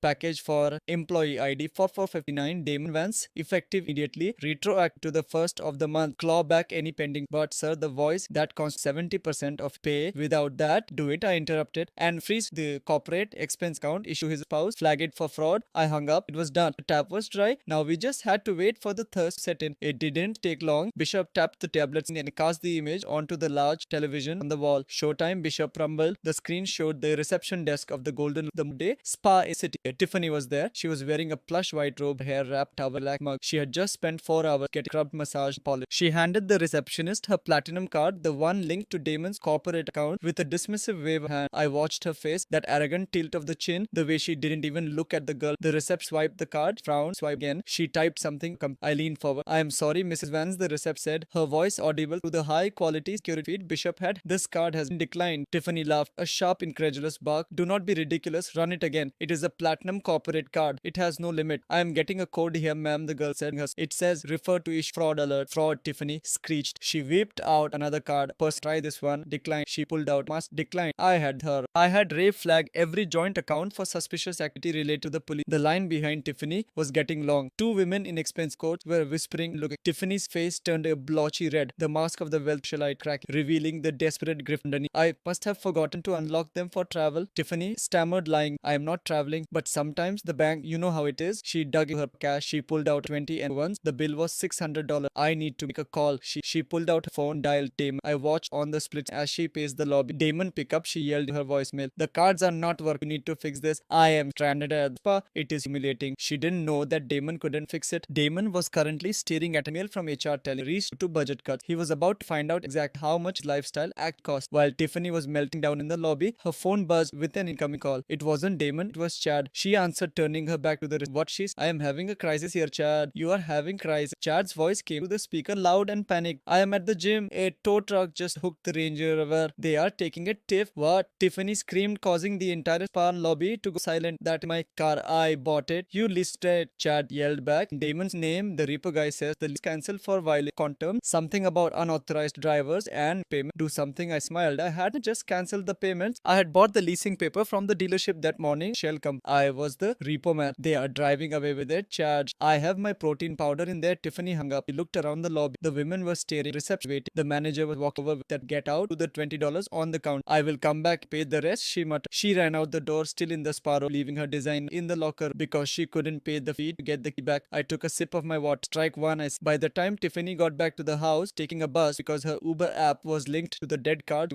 I watched her storm to the house in the kitchen. She was shivering still in the robe, her hair a mess. She went straight to the liquor cabinet. She poured a glass of vodka, downed it. Then she started pacing. She needed money. She needed it now. She had the forger. She had the lawyer to pay. And now she had to get the car back, boy toy. Her eyes landed on the living room. My house was filled with things I had collected over life. Paint vases, sculpt. Tiffany had always hated them, calling them dusty junk, but she knew what they were, or she thought she did. She walked over to the mantel. There sat a Ming vase. It was blue and white, delicate edition. I had bought it at an auction in '99 for $12,000. She grabbed it. I am selling it all, she muttered. Room, all of his stupid trash. She took photos of the vase. Then she moved to the oil painting above the sofa, a landscape by her famous art, valued at $40,000. She ripped off the wall. She spent the next hour tearing the house. She piled everything in the foyer. The silver candlesticks, the antique clock, the ivory chess set. Then she made a call. Tony said into the phone, yeah, it is Tiffany. I have some estate items, high end. No, I need cash today. Bring the truck. Tony was a fan. The guy who bought stolen goods for penny on the dollar. I knew him. He was a rat, but he paid cash. He arrived an hour later in a battered van. He walked my foyer in with nice hall tipping up the vase. The old man kicked the bucket. He is gone, she said dismally. Just give me a price. Examined the vase. He tapped it. He frowned. Calculus looked at the mark on the bottom. Then he laughed. He put the vase down hard. What is this a joke? What do you mean? Tiffy demanded. That is a Ming. It is worth 10 grand easy. Is a Pier 1 import said. Look at the stamp. Made in Taiwan. It is a replica. A cheap one worth maybe $20. Find a sucker. Tiffany went pale. No, that is impossible. He always bragged about. Tony moved to the painting. He licked his thumb and rubbed the corner of the can. The paint smeared. Inkjet print, Tony said. Wipe thumb on a textured gel coat. Make it look brushed. You can buy these at the mall $50. He looked at the pile, the silver can plated nickel, the ivory chest set resin. It is all fake head. It's all junk. The old man played. He must swap the reef out, or maybe he never had it. Maybe he was broke or rich. Get out, Tifford. Tony shrugged. Call me if you find anything real, like jewelry or cash. He left. Tiffany stood in the middle of the foyer, surrounded by worth fakes. She screamed. It was a long, jagged sound.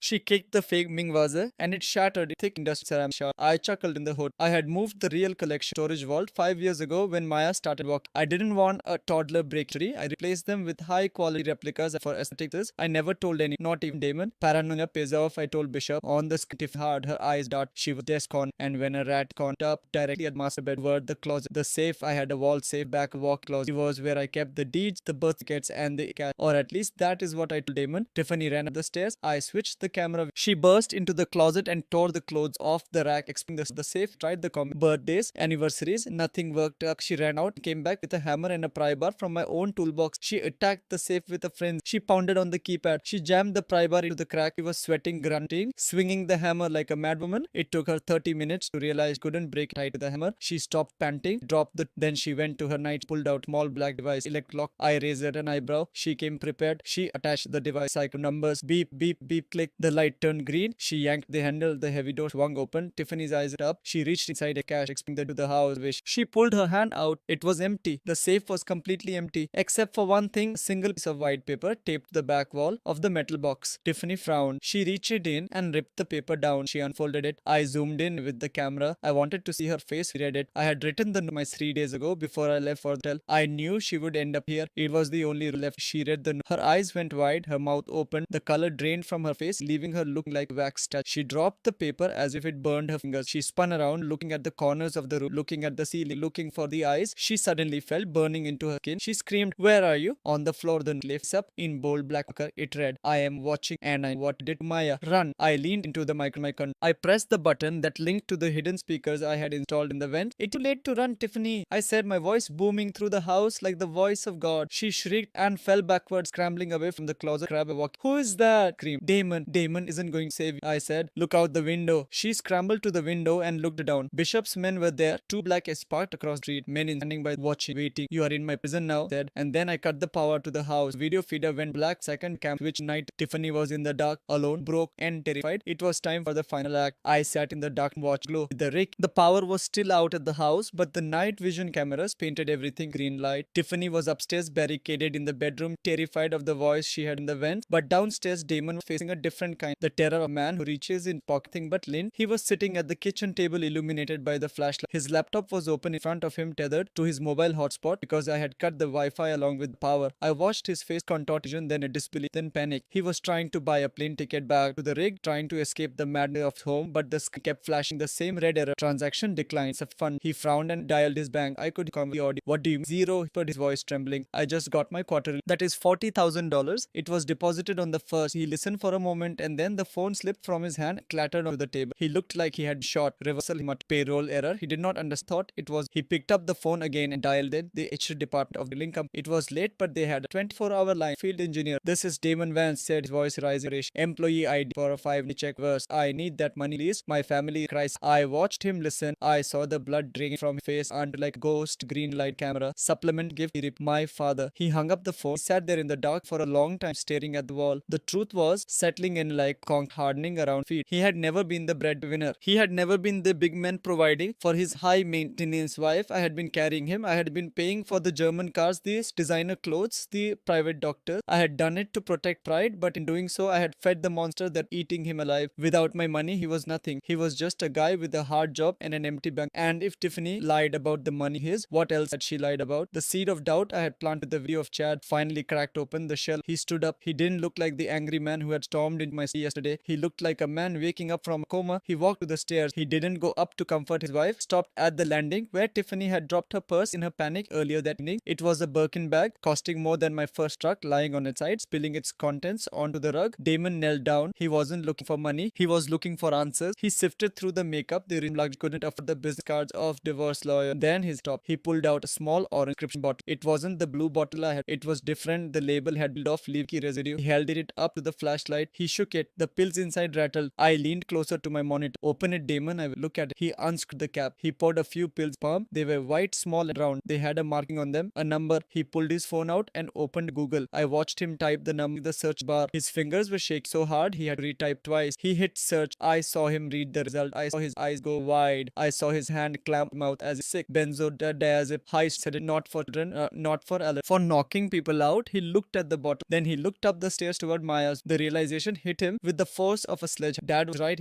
He stood up, pocketed the bottle. He didn't go upstairs to confront Fanny. He knew better now. He knew she was a liar. He needed an expert opinion. He needed to be 100% sure before he tried. He ran out the front door to the rain. He didn't take truck block he had parked side. He ran down the street, boot flash in the puddles. He disappeared from the camp. I tracked and he was heading to the 24-hour urgent care clinic blocks. I switched my view to the clinic security feed which Ray had tapped just in case. Damon burst to the waiting room. He looked wild, wet, frantic. He marched up to the nurse at the counter and slammed the bottle down. I need to know what this is, he demanded. My daughter took it. The nurse took one look at his face and didn't argue. She took the bottle to the back. 10 minutes later, a doctor came out and he was a young man, tired but sharp. He held the bottle gloved hand. Sir, he said, his voice. How much did your daughter ingest? I do not know, Damon said, his voice break. She has been sleeping a lot. She wets the bed. She shakes. The doctor nodded grimly. This is flurazepam. It is a hypnotic agent. It is used for severe insomnia in adults. It has a very long half-life which it stays in the body days. If you give this to a 7-year-old child, you are slowly shutting down nervous system. The tremors, the incontinence, those are, sir, if she took this, she being poisoned. Damon collapsed to a plastic chair, put his head in sobbed, gut. The sound of a man realizing he had abandoned his daughter to a wolf because the wolf had a pretty face. She did it, he choked out. She told me it was vitamins. She told me it was genetic. He stood up suddenly, wiping his face. Eyes were red clear. The denial gone. The love was gone. All that was left was cold hard fury. I have to go to the police, he said. You should, the doctor agreed. Do you want me to call them for you? No, Damon said. I need to get her out of the house. If the police show up with sirens, she might hurt her. I have to go back. He ran up the clinic. He ran back to the rain, back to the house that was no longer a home but a crime. I watched on the monitors as he burst through the front door. He was dripping wet, shivering with rage. Tiffany, he screamed. She appeared at the top of the stairs, holding a flashlight. She looked disheveled, scared, but when she saw it just him, face hard. Where have you? The power is out. There are men outside. Your father is in this, Damon. You have to stop him. Damon didn't answer. He held up the orange bottle. I know what this is, said. His voice steadily quiet. I know what you are, Maya. Tiffany froze. The flashlight wavered. She looked at the bottle, then at face, saw that the game was up, saw that the ATM closed and the husband was gone. So she stopped pretending. She walked down the slowly, step by step. Her changed. The fear vanished. The sweetness vanished. What was left was something cold and repellent. So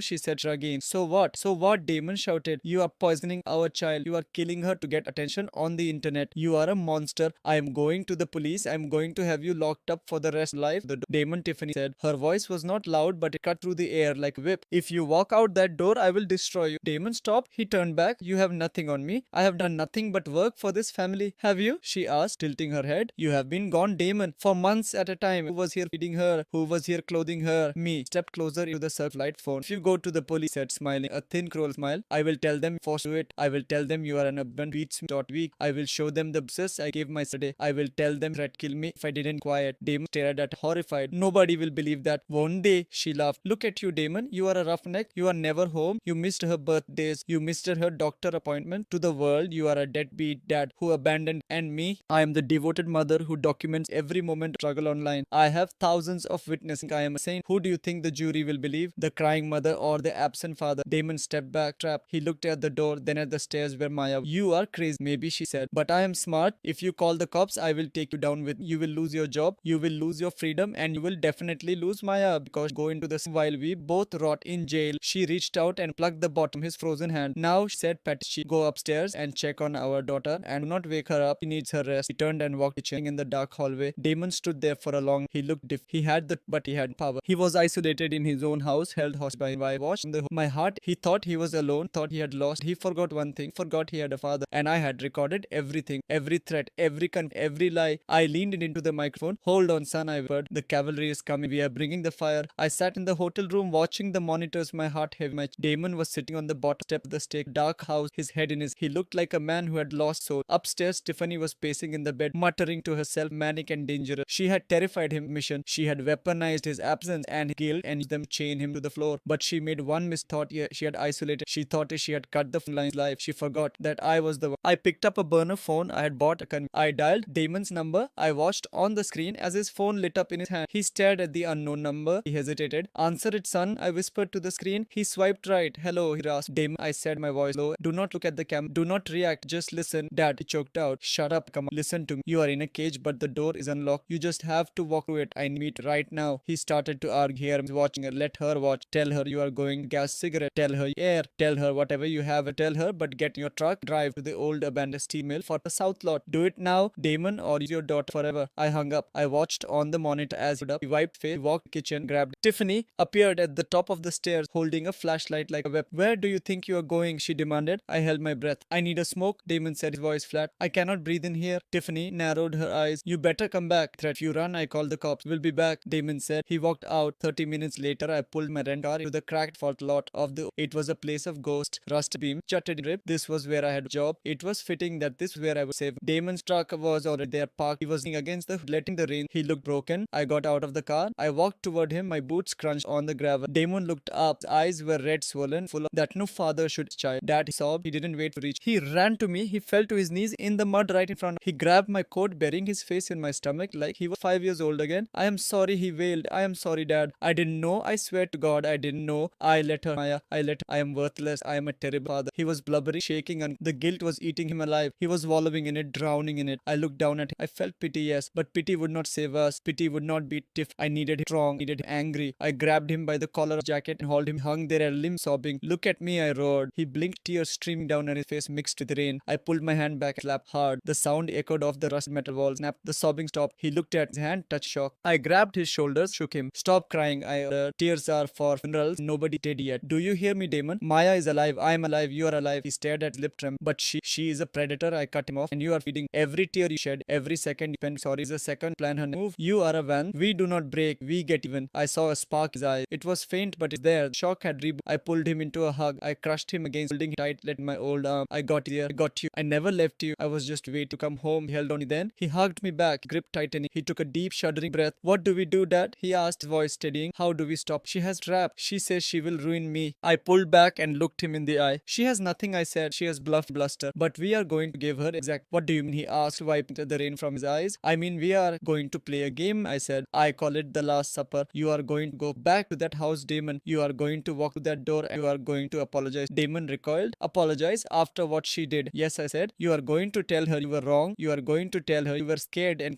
but you realize she is right. You are going to tell her that hate for cutting off the money. You are going to tell her that you will do whatever it takes to help her get the inheritance. Damon's head. I cannot do that, Dad. I cannot look at without want to kill her. You have, I said, gripping shoulders again, because we need one thing, one final nail in the coffin. We have the video of the affair. We have the toxicology report, but those are circumstantial in a family court. She can claim the affair was a mistake. She can claim the pills were accidental. We need a confession, Damon. We need her to admit exactly. We need her to say it out loud. I reached to my pocket, pulled out a small black device, a wire, a high-tech recording device disguised as a button. Put this on your shirt, I said. It replaces the second button. It has a battery life, 6 hour records every night. Audio. Damon took the device, looked at it, like a grenade. You want me to trap her? I want you to hunt her. I care. You go back there. You play the broken husband. You tell her you are ready to sell the house. Tell her you are get her to brag, Damon. She's arrogant. If she thinks you are on her side, she will tell you how she planned it. Damon's jaw tightened. He looked at the button, then at me, and then what he asked. Then I dropped the hammer. Tomorrow night, but tonight you have to be the best actor. Can you do that? Can you look the woman who poisoned your daughter in the eye? Tell her love. Damon looked toward the city lights and then looked toward the house where his daughter. For Maya, he purred. For Maya, he pinned the button shirt. He stood up straighter. The broken man was gone. In his place was a father who had found his. I will do it, said. Good, I said. Now go. And Damon, do not let her touch the. Damon nodded. He got drunk. I watched him drive away, his taillights fading in the rain. I felt a surge of pride mixed with terror. I was sending my son to the lion's den, but he was ready. I drove back to the hotel, but I did not. I sat in front of the monitors waiting for Damon to arrive. I watched him walk to the front door where he looked defeated. It was a perfect. Tiffany was waiting in the kitchen, drinking wine straight from the bottle. When she saw him, tense fight. Where did you go? She snapped. Damon looked at the floor. I went for a drive, he said quietly. I needed to think. And she asked, a voice sharp. You were right, Damon said. He looked up at her and his eyes dull. Dad cut me off. I checked my email. He cut the money. He left us with nothing, Tiff. After everything I did, Tiffany's face transformed. A slow, predatory smile spread across her lips. She walked over to him. She put her hands on his chest. I told you, baby. She purred. I told you. He was the enemy. He wants to control us. He wants to ruin us. Damon nodded. I see that now, he said. I am sorry, I yelled. I was just scared. I do not know what we are going. We are broke, Tiff. Tiffany laughed. She kissed him on the cheek. A Judas kiss. We are not broke, baby, she said, stepping back. We are just getting started. I knew you would come around. I knew you were smart. She walked to the counter. Thick envelope. She waved it in the air. While you were out crying crying. I was closing the deal, said, her eyes gleaming with greed. What deal? Damon asked, playing his part perfect. The house, she said. I sold it, Damon. Damon froze. He didn't have to fake the shock. You sold the house, but it is in Dad's name. Tiffany giggled. She pulled a document out of the envelope. It was a purchase agreement. Not anymore, she said. I have a friend very good with signatures, and I found a buyer who asks zero questions as long as the price is right. And invest from overseas. He wired the deposit an hour ago. He slammed the paper on $2 million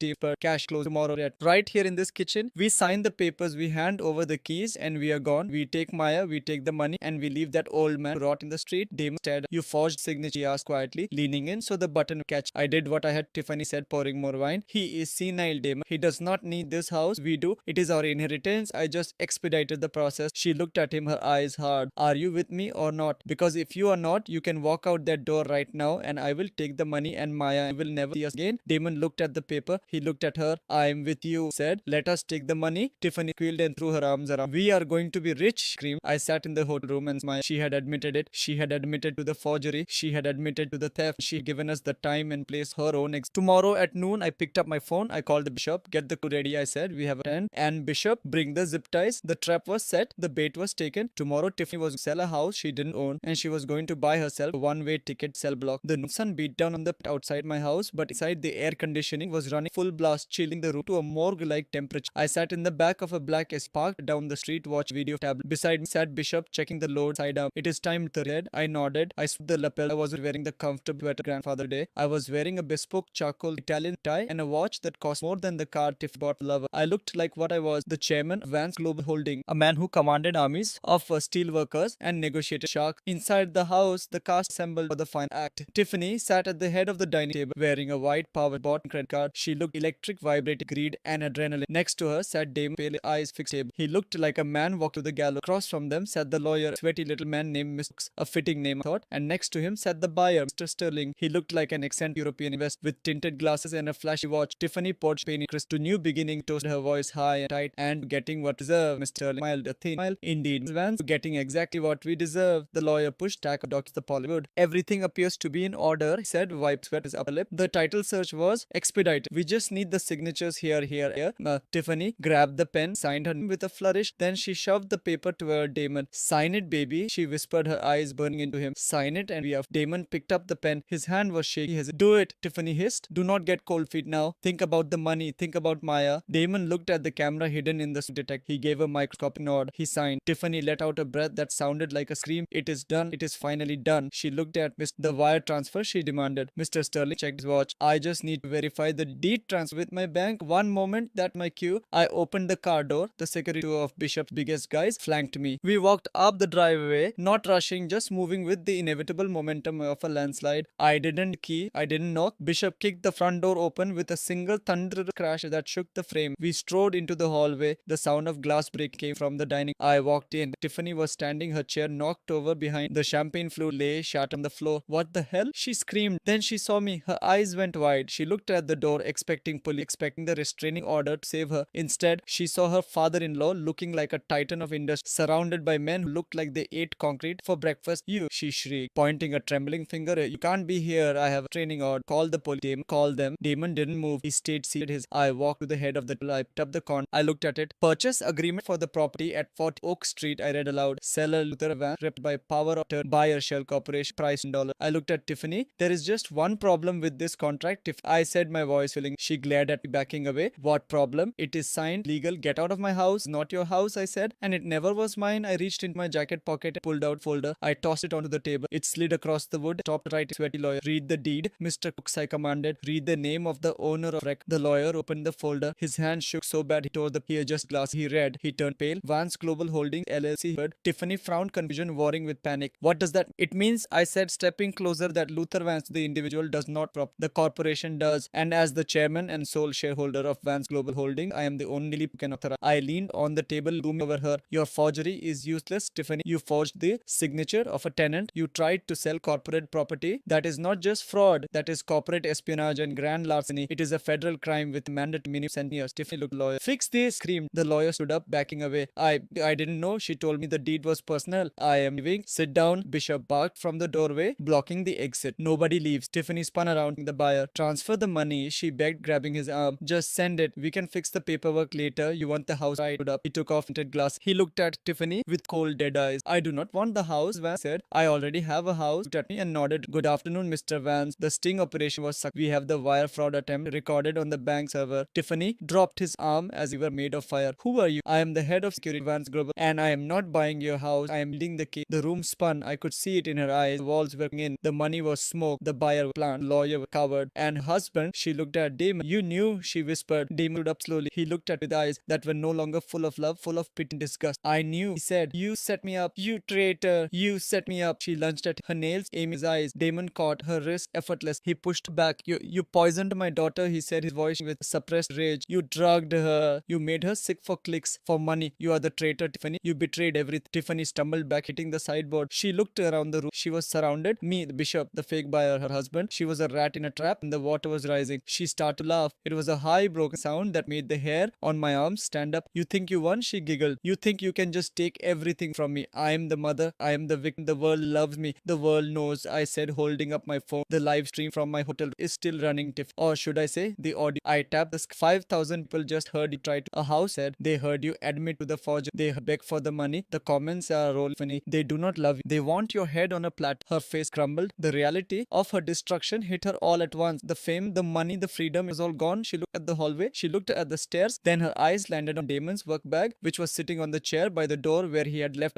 Damon was a field engineer. He worked in dangerous places, carried protection. A Glock 10. Tiffany dove for the bag. Stop her, Bishop shouted, reaching for his weapon. But she was close. She ripped the zip. She pulled out the black gun. She spun around, leveling it at us. Her hands were shaking so hard, the barrel waved back like a metronome. Back off, screamed. Back off, or I swear to God I will. Bishop and his men froze their hands, hovering over there. They couldn't. Not Damon in the line of fire. Not with me there. Tiffany, she panted, her eyes wild. You ruined everything, you old bust. You ruined my life. She swung the gun toward me. I stared down the barrel. I didn't flinch. Put it down, Tiffany said. It is over. It is not over. I am not going to jail. I am not going to be poor. Just then a small voice came from the hallway. Mommy, all froze. Maya was standing there. She was holding her teddy bear, rubbing her eyes. She had woken up from the noise. She looked tiny and frail in her overalls. Mommy, why are you holding Daddy's gun? She asked, her voice trembling. Tiffany's eyes snapped. Child, a new terrifying idea formed in her mind. A way out, a shield. She didn't hesitate. She lunged across the room. She grabbed Maya by her hair and yanked her. Maya screamed. Tiffany jammed the barrel of the gun against granddaughter's stem. Nobody moved, she roared into a mask of ness. I am not leaving here empty-handed. He was tightening her grip on the sobbing. Open the door. Give me the keys to the SUV and transfer the money now, or I swear I will paint this brain. I looked at Maya's terrified eyes. That gun,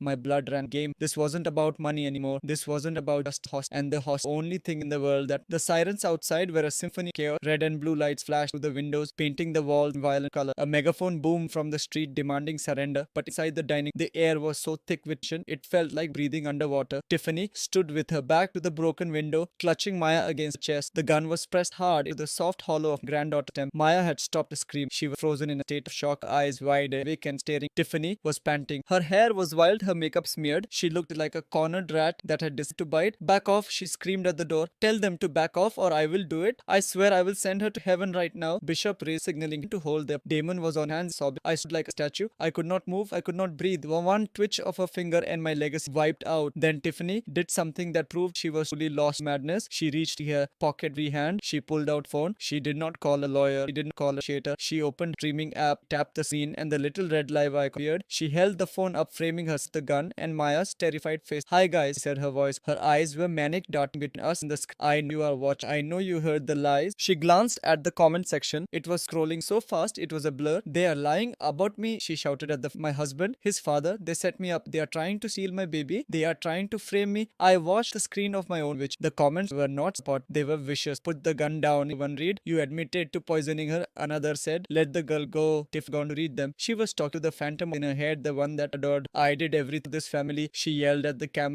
I sacrificed a body. And what did I get? Nothing. Just a husband never there and a brat all. She shook Maya rough. Maya whimpered. Yeah, she is sick. Tiffany laughed high sound because I made it sick. You want the truth? There is the I gave her the pills. I gave her the sedatives. The room went deadly silent. Even the police negotiator outside seemed paused. Why? She asked the camera, answering question no one had asked aloud. Because she is useless, otherwise boring, average. But a sick child. A child is a goldmine. People care about a child. They donate. They send gifts. They pay attention. She looked at Damon, who was staring at horror. And I needed the money back because you are broke, Damon. You are a loser. You could not give me the life reserve, so I took it from her health. I took it to Daddy's bank account. She laughed again, gunslike. And yeah, I slept with Chad. So what? He is a real. He appreciates. He does not month go play with oil. He knows how. I looked at the phone. The internet had turned. It was a tidal wave of hate. Monster, child killer. Hope you rot. Someone her. Tiffany glanced at the screen, expecting hearts and like she saw the wall of text, saw the hate. Her face fell. The delusion shut. You are all against Bird. Her hand on the gun trembled. Even my fans, you are all traitors. She was losing it. She was spiraling, and a spiraling person with a gun is a ticking bomb. I stepped forward. Tiffany, I said, my voice low. She snapped the gun back, dragging me with her. Stay back. I held up my hands, palms open. Look at the phone, Tiff. Look at them. They know. The whole world knows. There is no way out of this. You cannot spin this. She looked at the screen again. The comments were calling for her death. She started to cry. Ugly, desperate tears. It is not fair, she sobbed. I just want happy. I just want rich. I took another. Let her go, Tiff. She's just a child. She has nothing. This is between you and me. Me, she laughed bitterly. You are the reason for all of this. You and your money. You hoarded it. You watched us struggle. You made fine. I accept that. So punish me. I walked past the table. I walked past Damon. I stand away from her. Let go. I take. Damon lifts his head. Dad, shut up, Damon. I commanded without at him. I looked at Tiffany. I am the one with the money. I am the one who cut off card. I am the one who recorded you. I am the one who brought the police. I tapped my chest. I am your problem, not her. She is worth nothing to you now. The sympathy train is over. The donations are gone. Me, I am the man who ruined you. Do not you want revenge? Tiffany stared at her eyes narrowed. The hate in them was pure and straight. You are right, but I hate more than anything. Then take me. I strayed me. I will stand right here. I won't move. You can hold the gun to my head. You can use me as a shield to walk out of here. I am much better hostage. I am the chairman. I am valuable. She considered it. She looked at Maya, who was dead weight in her arms. She looked at me. Okay, she said. She shoved Maya forward. Maya stumbled, fell to the floor. Run, Maya, I shouted. Run to daddy. Maya scrambled on her hands and crawling toward Damon. Damon grabbed her, pulling her in arms, covering her body with his own. Now it was just me and Finney. I did not move. I stood tall. I smoothed my tie. Come here, she ordered, waving the gun. I walked toward her. I stopped when the barrel was inches from my forehead. I could see the rifling inside the black metal. I could smell the gun oil. Turn around, she hissed. I turned around. She grabbed the collar of jacket, jammed the gun to the base skull. We are walking out at the roof. If anyone follows us, I will blow head off. She started to push me toward the back door, but I stopped. I planted my feet. Move, she screamed, hitting me with the gun. No, I said. What, she shrieked. I said no, I repeated. You are not going anywhere, Tiffany. The police are out back too. Bishop's men are on the roof. There is no escape. She pressed the gun harder. It hurt. I will kill you. I swear I will. Do it, I said. The room went silent. Even the sirens faded. Do it, I said. Again, voice ready. Pull the trigger. End it. Because that is the only way win. You kill me and you go to prison for life. Surrender and go to for life. Either way, you lose. She was breathing hard behind. Rapid, shallow. She was shaking. You think I won't? She whispered. I think you are a coward, I said. I think you poison your fight bat. I think you steal for old men because you are too lazy to work. I think you are pathetic. She screamed. It was a sound of pure animal rage. D, she shrieked. I braced myself. I closed my eyes. I thought of my wife waiting for me. On the other side, I thought of Maya's safe father arm. I felt her finger tight on the. I heard the mechanism engage, spring coiling, the hammer falling. Click. Sound was loud in the silent metallic snap. But there was no boom. There was fire. There was pain. Just silence. I opened my eyes. Tiffany pulled the trigger again. Click. She pulled it again. Click, click, click. She stared at the gun in her hand. Looked at betrayal. Why, she whispered. Why won't it shoot? From the corner of the room, Damon stood up. He was holding Maya, but his face was wet with tears. Eyes clear time years. Because I took the firing pin out, said. Tiffany looked at him. Her mouth dropped open. What she breathed. Last night, Damon said, his voice strong. When I came home, when I went for a smoke, I didn't just go for a smoke. I went to my bag. I took the gun apart. I removed the firing pin and I dropped it in the storm drain. He took a step toward. I knew you were unstable, said. I knew you were dangerous, but I never thought I would have to save my father from. Tiffany looked at the useless gun. She looked at me. She looked at Damon. She realized it was over really. She dropped the gun. It clattered to the floor. Then she ran. She bolted for the back door, scrambling like a rat escaping a ship, but she didn't make it. The back door burst open. Bishop stood there filling the frame. He didn't say a word. He just extended a massive arm clothesline. Tiffany hit the hard, and then the were everywhere. They swarmed in the front, back, window. Get on the ground, they shout. Tiffany was already on the ground. She was curling into a ball, sobbing, screaming that it was fair. I watched as they cuffed her. I watched as dragged her up. She looked at me one last as hauled past. Her eyes were black hate. You did this, she spat. I adjusted Jack, picked up the glass of water that had arrived on the. I took a sip. No, Tiffany, I said. You did this. I just turned on the light. The sound of handcuffs ratcheting tight is a specific kind of. It is a cold mechanical click that signals the end of freedom, and for Tiffany, it was the loudest sound in the room. I stood by the shattered dining table watching as two officers hauled her up on the floor. Her white power suit was stained with dust tears. Her hair was a wild tangle around her face. The arrogance that had worn like armor for 10 gone ripped the feral of animal. She did not go quietly. She kicked. She spat at the officer who read her right. You cannot do this. She shrieked, her voice raw. And do you who I am? I am a mother. I am a victim. These men attacked. They held me hostage. The officer didn't blink. Ma'am, you are under arrest for attempted murder, fraud, child endangerment. You You have the right to remain silent. I suggest it, I said quiet. She spun her head toward, her eyes bulged. This is a setup, she screamed at. You planned this, you and your son. You hate me because I'm white. You hate me because I'm beautiful. You are just a racist old man trying my baby. I did not flinch. I did not get angry. I just looked at her with the fatigue of a man who had spent too long waiting to take her away. I said the off. They dragged her out. She was still screaming about discrimination, conspiracy as they shoved her back of. I watched through this broken window as the red and light face in alternate shades killed. Damon stood beside me. He was trembling. He was holding Maya so tight I thought he might crush. But the little girl was not crying anymore. She was just staring at the door where her mother had vanished. Is she coming back, Daddy? She whispered. No, baby. Damon choked out, tears streaming down his face. No, she's never coming back. The house suddenly swarming with crimes were taking photos of the gun on the floor. A paramedic was checking Maya's vitals. My phone buzzed. Pocket. It was Ray. We got him, Ray, said his voice cracking with satisfaction. Where? I asked. Oh, Harry, Terminal 5. He was trying to board a flight to Tulum. He had $40,000 cash stuffed to a gym bag. Chad, the lover, the accomplice, did he run? I asked. Like a rabbit, Ray laughed. He saw the uniforms and tried to bolt through the security checkpoint. Tased him right in front of the shop. He is singing like a canary. He is blaming everything on Tiffany. He says she masterminded. He says he didn't know about the kid news. I said he spent the money. Is in custody. Ray confirmed. We are bringing him to the precinct now. Good work, Luther. I hung up. The circle was the rats were caged. But the night was not over. We had to go to the station and we had to go to the hospital. 3 hours later, I sat in the observation room of the booking with the one-way glass. Tiffany, she was handcuffed to the chair. Her makeup was ruined, running down her face, black streaks. She looked small in that. The interrogation strips away all the pretense. There are no ring lights here, Phil. Just harsh fluorescent buzzing conked walls. She was still talking, still lying. I demand a lawyer, she yelled at detective. And I want to file charges against Vance. He threatened. He has a history of violence. This is a hate crime. Detective John sat across from her, calm as a flake. He opened a file folder. Mrs. Vance said, we have the video. What video? The one fake. He is rich. He can fake anything. Johnson shook his head. No, ma'am. We have the video from the teddy bear. Tiffany went. Her mouth hung open slightly. The bear.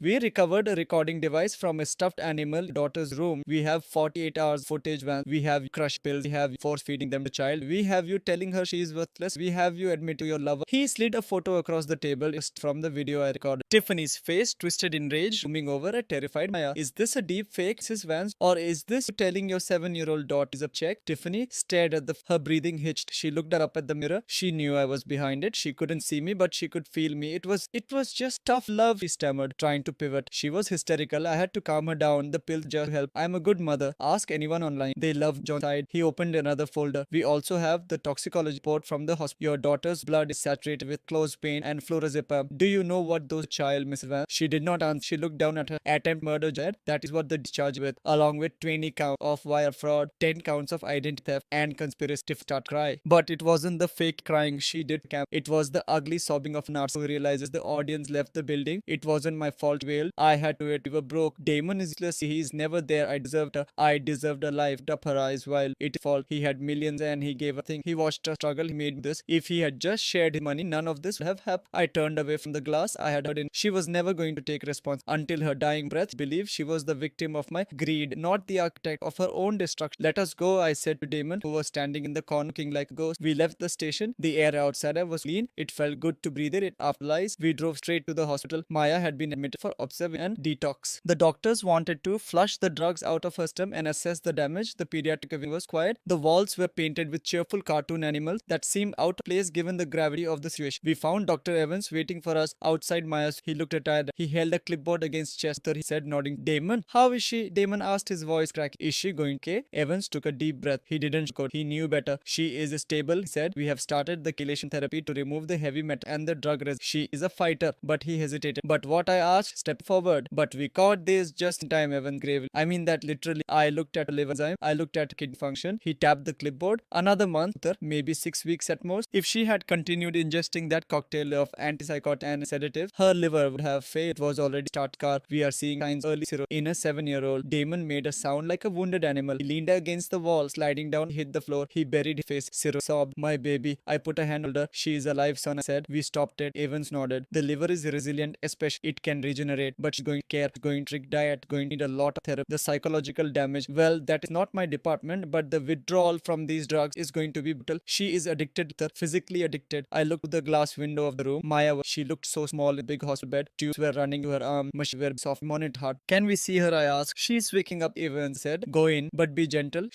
I pulled Damon up. Stand up, son, I said. She needs needs her father, not a puddle on the floor. Damon wiped, took a breath. We walked. The air smelled of antiseptic. The only light came from the monitor cast over the bed. We stood by the bedside. I watched chairs rise and fall. I watched her eye. Maya, Damon whispered, taking her hand. She groaned, a low sound of discomfort. Eyes slow. They were not glassy more. They were tired and sad, but they were clear. She looked at Damon. Then she looked at me. She blinked, trying to focus. Grandpa, she rasped, her throat dry. I am here, baby. I down. I am right here. He looked around. He looked at the door. He looked at the empty in the corner. Took a breath. And then she asked the question that broke to a million pieces. The question that just how much she understood, just how much she had been living in terror. Is mommy gone? I looked at Damon. We were crying silent tears. Yes, baby. I said, my voice thick with she gone. Maya looked at. She didn't cry. She didn't ask where. She didn't ask when she come. She just let out a long, long sigh. Her little shoulders relaxed. The tension that had held body month evaporate. Good. She her eyes again. Squeezed. I do not want the blue candy kiss for her. No more blue candy. Yeah, I promise. No more monsters. Just us. She drifted back to sleep, holding on to my hand. It was an act. I looked at Damon. He was looking at his daughter with a look of pure, fierce love. The blindness gone. The weakness gone. I am sorry, Dad. I know, I said. We stood there in the quiet of the hospital, two men guarding the Tiffany was a cell, Chad. The house was a crime scene, but Maya was safe, and as I watched steady rhythm hard on the monitor, I knew that the rebuilding could finally begin. We had torn the house down to the studs. Now we had to build it back strong. The wheels of justice usually turn slow, but when you grease them with the best legal team money can buy and a mountain of evidence that would make a cartel boss blush, they grind bone to dust fast. 6 months had passed since the night of the 6 months of deposition hearings. Lawyers tried everything. They pleaded insanity. They pleaded coercion. They even tried to argue that the video of her configuration created by my limitless. But you cannot fake a toxicology report, and you cannot fake the signature forger who's singing to the BI for a reduced sentence. I sat in the front row of the gallery, my back as straight as beam. I was wearing my best, the one I reserved for board. Today felt a little bit like both. It was the funeral of my marriage and the board meeting for the rest of Maya's life. Damon sat next. He looked better. The rig tan had faded, replaced by the pallor who had spent months lawyers of therapy, but his eyes were clear. He wasn't the lost boy anymore. He was a man carrying a heavy load. He was carrying it without. The courtroom was packed. The media had eaten the story up. The social media mom who poisoned her child. It was the headline. Strangers filled the back with they want to see the monster. And there she was. Tiffany was led in by two bailiffs. She looked nothing like the woman who had trotted to my house in designer. The county jail had scrubbed clean. Her hair was dull, pulled back via bun. Her skin without the layers, expense filled, looked grey and blotched. She wore an orange jump that hung off. She looked small. She looked ordinary. She scanned the room, looking for a friend, found none. Her parents had disowned her after the fraud tales came. Friends, the ones she drank with, had vanished. Smoke. Chad was already serving time in a federal. She was alone. When her eyes met mine, she flinched. Good. The judge entered. The Honorable Just Holloway, a woman with eyes like flint who had zero patience for child abuse. She wasted time. Tiffany Vance said, her voice going silent. You have been found guilty of 1 count of attempted murder in the first degree, 20 counts of wire fraud, 10 counts of identity theft, and 1 count of conspiracy to commit forgery. Tiffany started to cry. It was a reflex for her. Tears were her currency, but inflation hit hard and nobody was buying. Your Honor, sobbed, standing up. I am sorry. I was sick. I needed help. I love my daughter. Judge Hallow looked over glass. You poisoned your daughter, Miss Vance. You administered a lethal cocktail of anticotic 7 months. You did this not because you were mentally ill, but because greedy. The evidence shows a clear pattern calculation. You monetized suffering to her pain to buy luxury items. That is the judge shuffled. The state recommends the maximum sentence, and I am inclined to agree. Tiffany let out a wail that sounded like a siren. I sentence you to 25 years in the penitentiary without the possibility of parole. 20. You will also pay restitution to the estate of the Vance, the amount $100,000, though I doubt you will ever earn enough to die. 25 years. Maya would be 32 years when her mother breathed free air again. Tiffany collapsed a chair, sobbing. Her lawyer, a public defender who wanted anywhere else, pat her off. But the hearing was over. There was one more piece of news, the custody hearing. Usually this would be done in family court, but because of the criminal nature of Judge Holloway was presiding over the child, sure immediate protection. Mr. Damon Vance, the judge said, please approach. Damon up. He buttoned Jack, walked to the stand, he looked at Tiff, then he looked at Judge. Mr. Vance, the judge said, softening her. Under normal circumstances, custody would revert automatically to the surviving biological parent. You are the father. You have a job. You have a home. I held breath. We had talked about this. We had argued about this. But in the end, Damon had made a decision that broke my heart.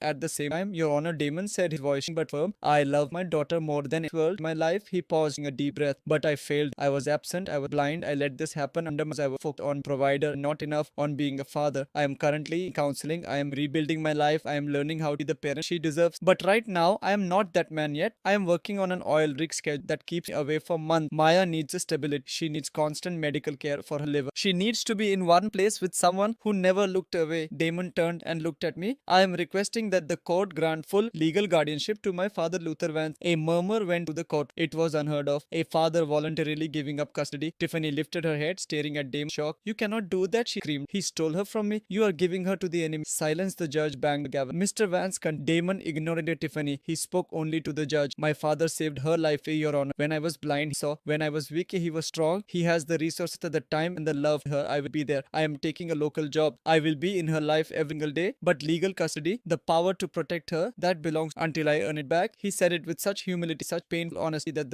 it takes a big man to stand up and say he isn't ready. It takes a hero to sacrifice his pride for his child's safety. Judge Holloway nodded slowly. She looked at me. Sir Luther Vance, do you accept this response? I stood up. I do honor with my life. So ordered, the judge said, slamming the gavel down. Guardianship is granted to Luther Vance with generous station for the father. This court is adjourned. It was over. The bailiffs moved in to take Tiffany away. She wasn't crying anymore. The reality had the numbness of the long road ahead. They hauled her up. She shuffled toward the side door. The chains on her ankle clanking a rhythm of she had to pass right by me, get to the exit. The room held its breath. She stopped. She looked at me. Her eyes were empty. Crater. You won, she whispered. Are you happy, old man? You destroyed everything. I looked at her. I looked at the woman who had tried to gaslight, who had tried to steal my legacy, hurt my little girl. I didn't smile. I didn't gloat. I didn't give her the satisfaction of seeing angry. I reached up and slowly, deliberately adjusted the knot of my silk tie. I smoothed my lapels. I leaned in close, so only here. I didn't destroy anything. I said, my voice low and rough, grinding. I just took out the trash. Face twist. She wanted to spit at. She wanted cream, but I wasn't done. And Tiffany, I added, let this be a lesson. Think about every in that cell. You can mess with my money, you can mess my house, you can even mess with my son. But you made one fatal mistake. I looked her dead in the eye. You messed with my granddaughter. You should never ever mess with a grandfather who has nothing left her. The bailiff shoved her forward. Move it, Vance. She stumbled away. She disappeared through the heavy. I watched the click of the latch, the most sound I had ever heard. Damon was standing beside me. He put his hand on my back. Let us go home, Dad. My eyes waiting. I nodded. We walked out of the court together. Two men, one old, one young, both scarred, both standing. We had a farm to buy. We had a little girl, and we had a life to live. The nightmare was over. The sun was shining on the steps of the court, and for the first time in a long time, the air tasted sweet. The ink on the deed of sale was still wet when Luther handed the young couple stand porch. They looked at the house with the same hopeful eyes once 40 years, seeing a canvas for dreams where he now saw only a crime memory. He did not tell them about the night spent listening, boardry, wandering along or he did not tell them that the kitchen island, which they admired for its granite finish, was where his daughter-in-law had mixed the poison that nearly stole mine. He simply smiled, tight, polite expression that did not reach his eyes and wished him luck. As he walked down the driveway truck, he did not look back. To look back was to invite the ghost to follow him. He was not leaving a home, he was leaving a battlefield where the bodies had finally been cleared. The drive to the new property took 2 hours, moving from the suffocating grid of the city to the rolling, unkempt hills of the countryside. He had bought the farm with cash, final conversion of old life, new one. It was not a grand estate. The farmhouse was weathered, the paint peeling like sunburned skin and the fence carefully against the wind. It was a place that required work, sweat and attention. It was perfect. It was exactly what they needed. A place that demanded to be built, not just inhabited. Damon was already there. Luther pulled up the gravel drive. His son was standing by the bed of the truck, but he looked different. The expensive was gone, replaced by a flannel shirt that still held the stiff brand. For years, Damon had been a man hollowed out by the corporate blind to the viper in his own bed because he was too busy looking at quarter port. Now he looked like a man waking up from a long coma. He held a sledgehammer in one hand, crowbar in the other. He was staring at the rotting wood of the front porch with a focus Luther had not seen. Damon was a boy building house. Luther stepped out of the truck. The silence of the country rings ears. It was a clean silence devoid of sirens and lies. Damon turned face smeared with dust. He did not say hello. He simply pointed to the barn that danger to the left. He said he had already checked the foundation. He said the beams were solid, but the roof needed. He said he had resigned this morning. He did not ask for approval. He stated it as a fact, as necessary breathing. He said he was done building empire men replace him weak. He was here to manage the land, a father and roles. He had neglect for the title. Luther nodded. There were no hugs, no tearful. Those were for who had not in the dark. They had their bond was forged now in the iron of survival. They picked up the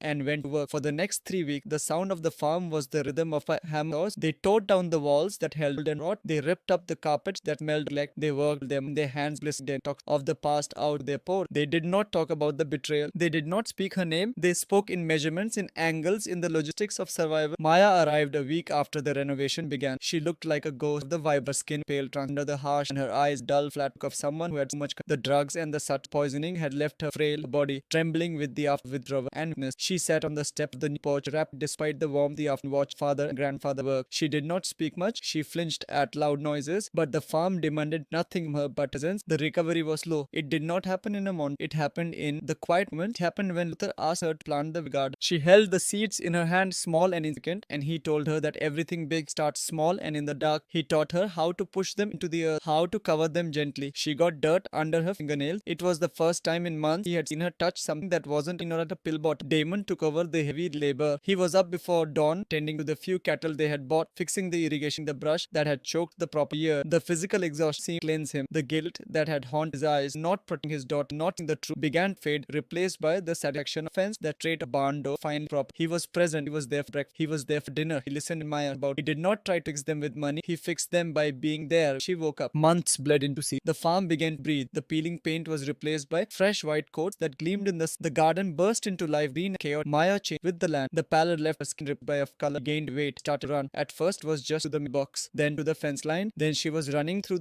her laughter carrying on the wind a sound that stopped the tracks every time. It was the sound of a victory, more profound than any court verdict. One evening, as the sun began to dip below the horizon, painting the sky in of purple and gold, Luther sat on the newly built porch rock. The wood was smooth under his hands, sanded by his sun. The air smelled of cut grass damp. He could see Damon in the distance walking back from the barn, his gait heavy but steady. He could see Maya chasing a farm dog. They had adopted her legs, strong, lung shadow past burned by the hard work of the present. Luther reached for the cup on the small table. It was a simple ceramic mug, steam rising from it in delicate curve. He had the tea, he had boiled the water, he had picked the mint from the garden plant. He knew every ingredient, he knew every hand that hatched it. He lifted the cup's lips and took a long, slow sip. It tasted of nothing but mint and water. Peace lowered the cup and let a breath felt he had building for years. He watched his son and granddaughter, the generation broken by greed and rebuilt by their. They were not just survivors, they were the architects of the old house gone, the money was safe, the enemy vanquished by violence, by their destroyer. Luther smiled, a genuine expression that crinkled the corners of his eyes. The sun had set on the nightmare. This was the morning. They say blood is thicker than water, but sometimes greed is the thickest of all. I spent my life building a fort technically, never realizing the enemy was already the guest. We often ignore the red flags because we want to believe in the goodness of those we love, but protecting your loved ones, sometimes becoming the villain in their story until that comes out. Trust is a luxury. Verification is a rarity. Never let your guard down even at your dinner table. The wolf doesn't always howl. Sometimes he smiles. Did you like my and which city are you listening from? Let's meet in the comments. If you like the story, you can support me by sending up a thanks so I can keep bringing this. Thank you so much for your sweet support. I'm looking forward to your comments. On the screen you can see 2 new life stories that I highly recommend. There's so much more. Get to subscribe. See you in the next live story. Love.